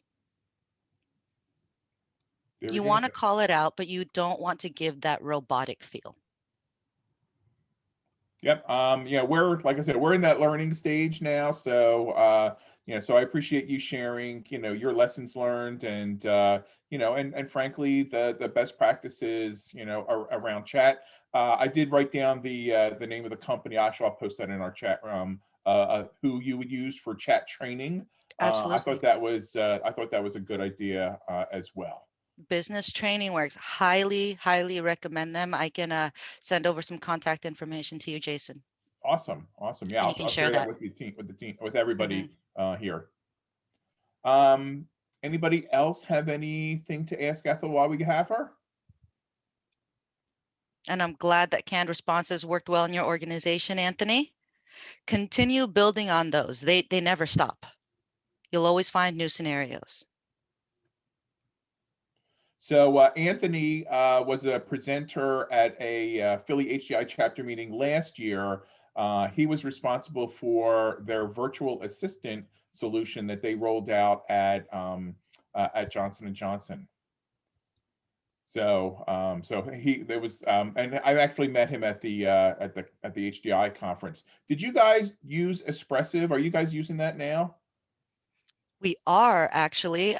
We are using that as a level 0 support.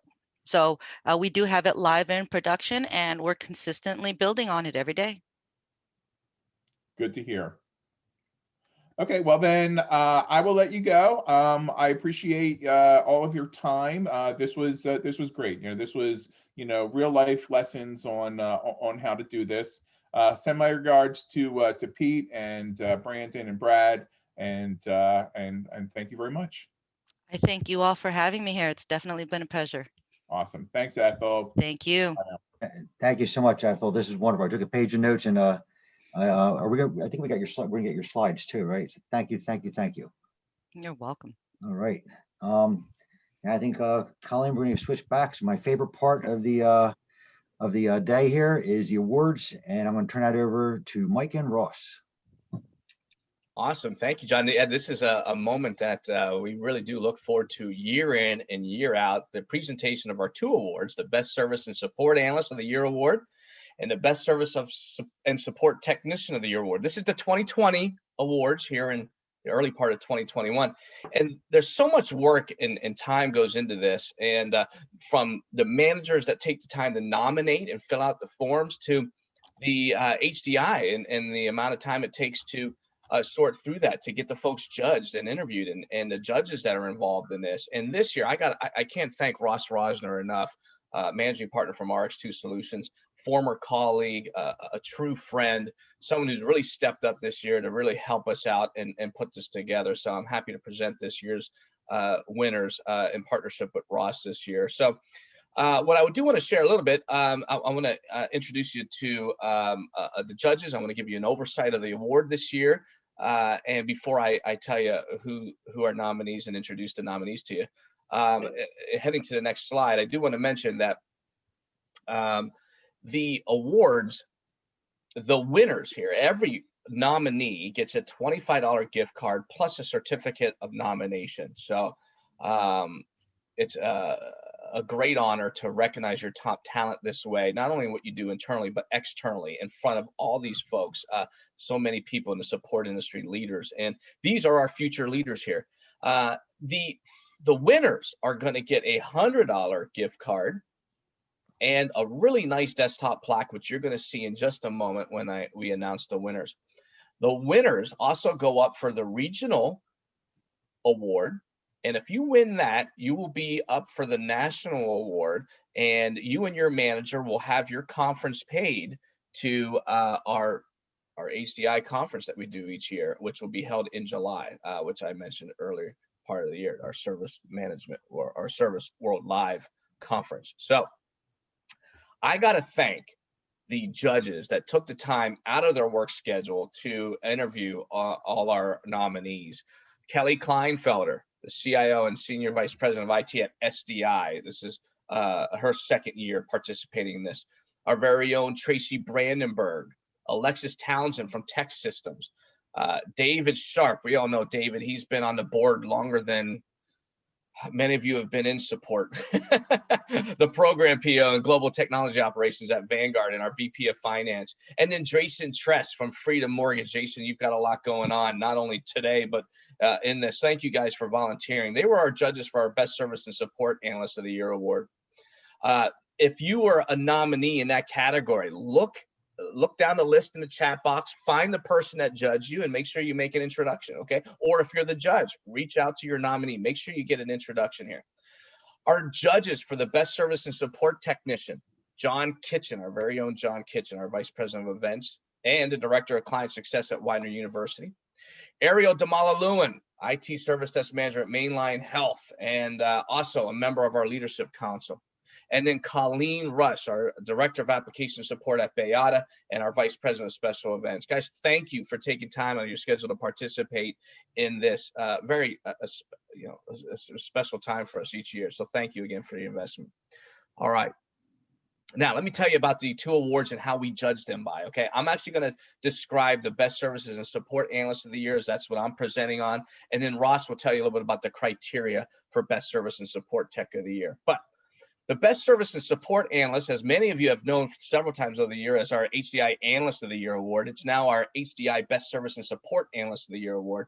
We nominate on 5 key areas. Now, note one thing, though. In order to nominate someone for this award, and if you're a manager looking at your team, they got to be 75% of their daily tasks needs to be related to tier 1 support for at least 9 of the past 12 months in order to be eligible for this award. Okay, it's very important. Then what we do is our judges, and as you fill out the forms of your nominee, and as we interview our nominees, we're looking for well-rounded in these areas: technical aptitude, team orientation, customer service skills, people skills. And then 5thly, we're looking for that positive attitude and enthusiasm. So you tie all that in with their commitment to sharing their knowledge and problem solving across the team and the leadership that they provide. And that's how we're ranking them. Okay. So now let me introduce you to this year's nominees. There's so many of them.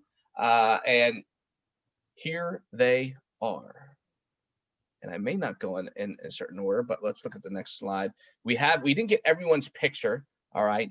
But I'm not going to go in any particular order, but let me tell you, nominating Paul Delatorio from Genesis Healthcare, Joan D'Elia, thank you very much, from Genesis, nominating Paul.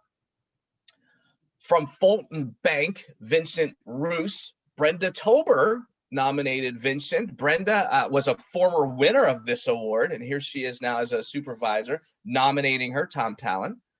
From Bayada, Colleen Rush nominated Daniel Collins. Daniel, nice to have you here and participating in this. Ann Breen from Cannon Group nominated Allison Ramsey Henry. Tracy Murphy from Genesis Healthcare nominated Dustin Robinson. Jason Turner from Children's Hospital Philadelphia nominated Matt McLam. Paul Zagarella from Temple University nominated Samantha Ruffin. Paul Zagarella from Temple University also nominated Scott Patrick. Jason Turner from Children's Hospital Philadelphia also nominated Liam Rafferty. And last but not least, Aaron McFarland from Mainline Health Systems and Ariel Damalaluen nominated Milton Pearson. So, guys, congratulations on the nominations. I got to tell you, it came down, it was very tight. Our board then, we narrowed down to 2 finalists. Our board judge this year, and thank God it's an uneven board because it was a 3-2 split. But the winner of this year's 2020 Best Service and Support Analyst of the Year Award goes to, here we are, from Children's Hospital, Liam Rafferty. Liam, congratulations. There is a picture of the desktop plaque that you get. Liam, we are so, it was really tough. Allison Ramsey Henry from Cannon Group and Liam were our finalists, and it was a really tough decision. But Liam, congratulations on winning this year's award.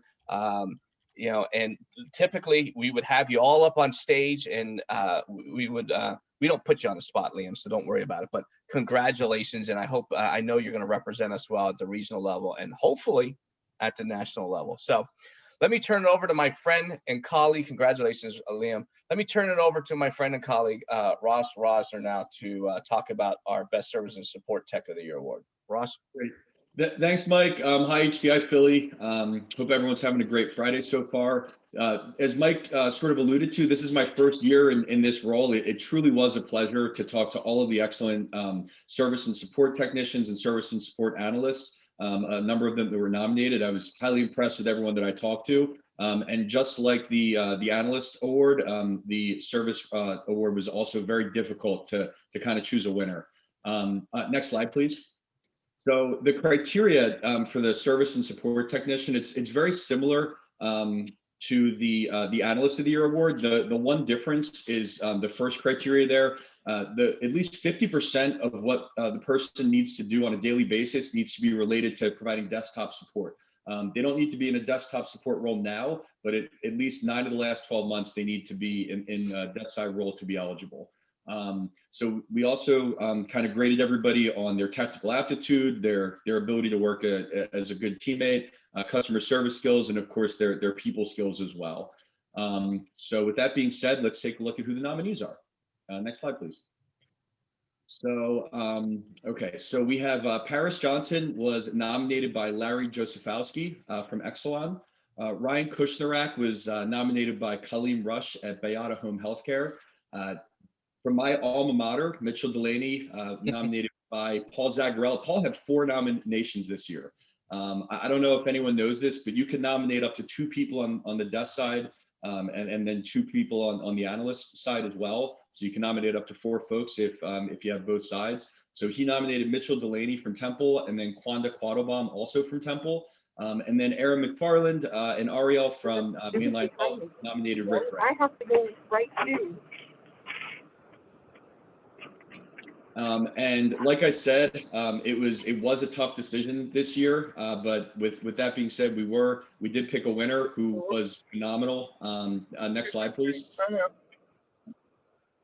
And the winner this year was Paris Johnson. Yep, congrats, Paris. Way to go, Paris. So just a little bit about what Paris's manager said about him. When I interviewed Paris, I was impressed that he was going well above and beyond what he was asked to do. He came up with basically a cheat sheet to help out his colleagues. He wasn't even asked to, and he wasn't in a lead role. And he just kept having people come in with questions, and he literally just took it upon himself to make basically a cheat sheet to help out his colleagues. But coming from Larry, his manager, he said, when I gathered all of my leads to decide if we were going to nominate someone this year, there was no doubt that Paris was far and above our best pick for this award.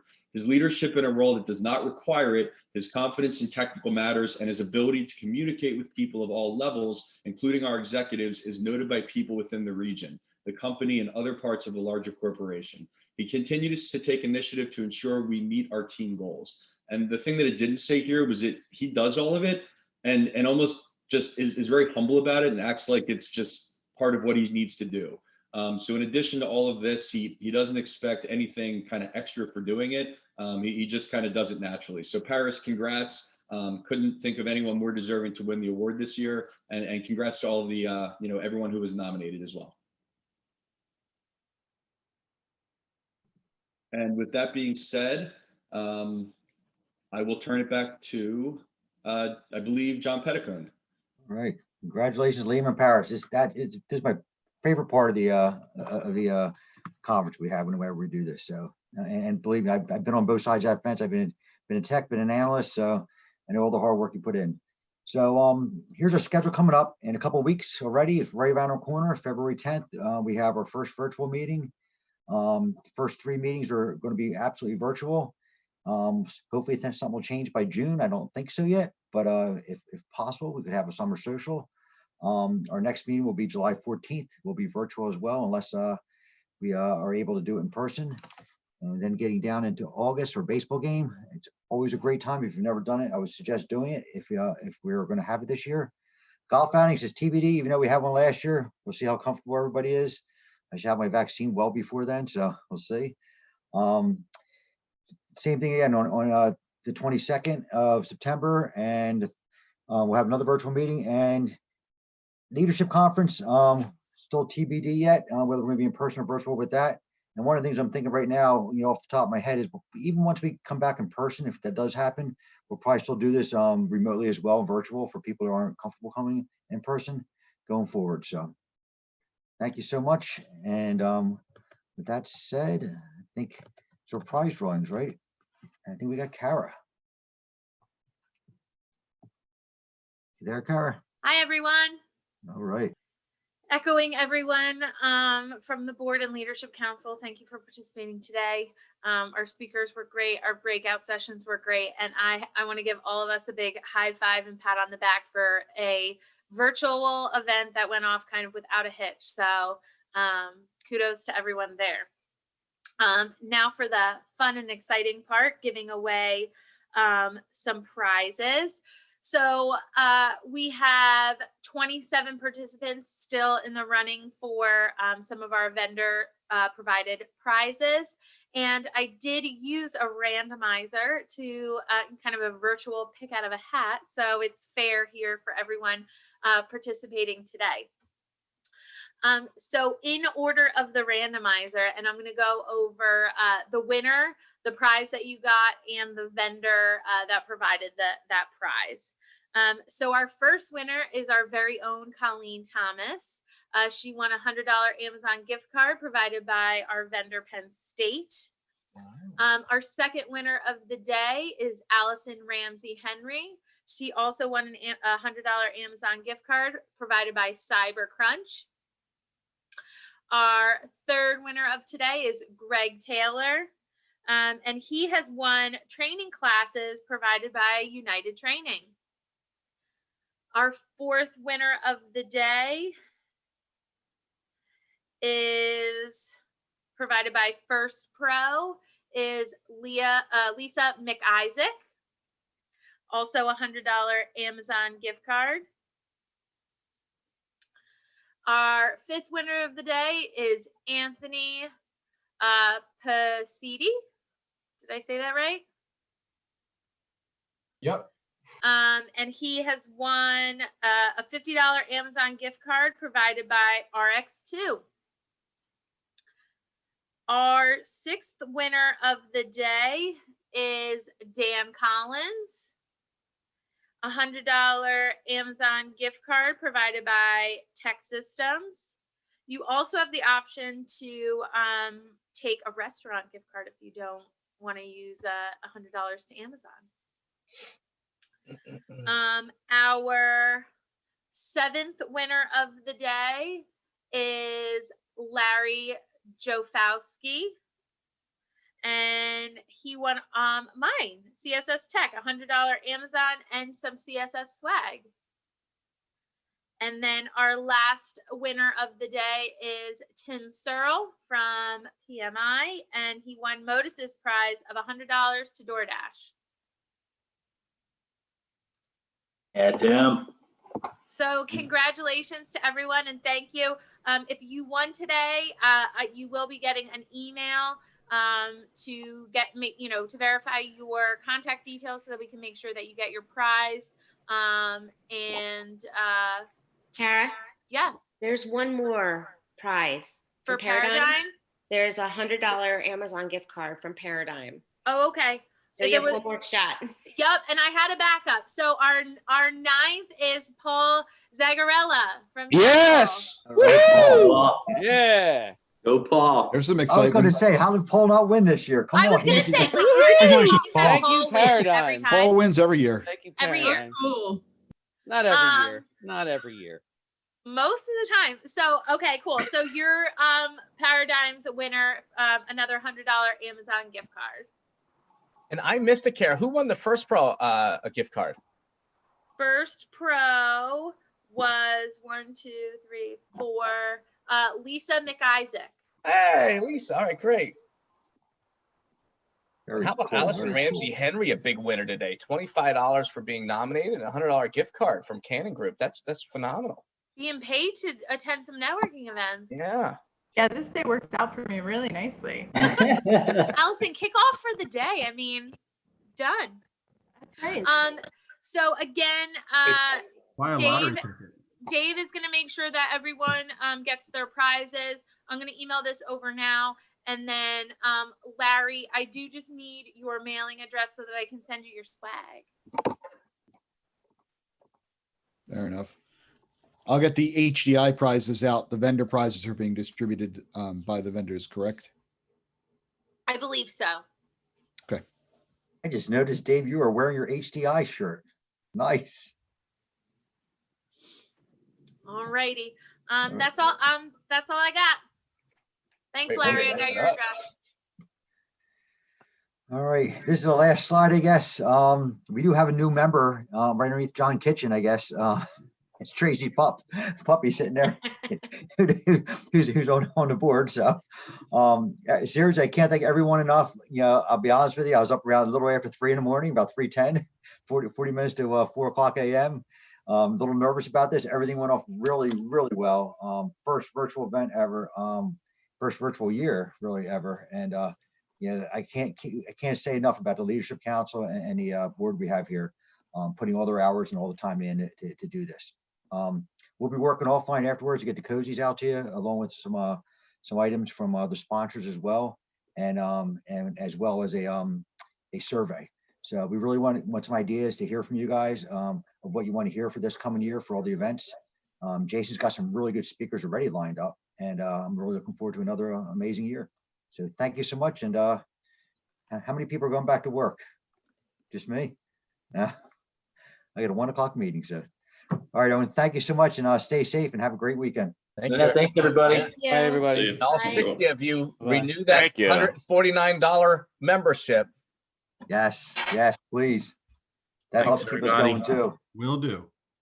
HDI really gets a piece that keeps us going. So thanks. Have a good one.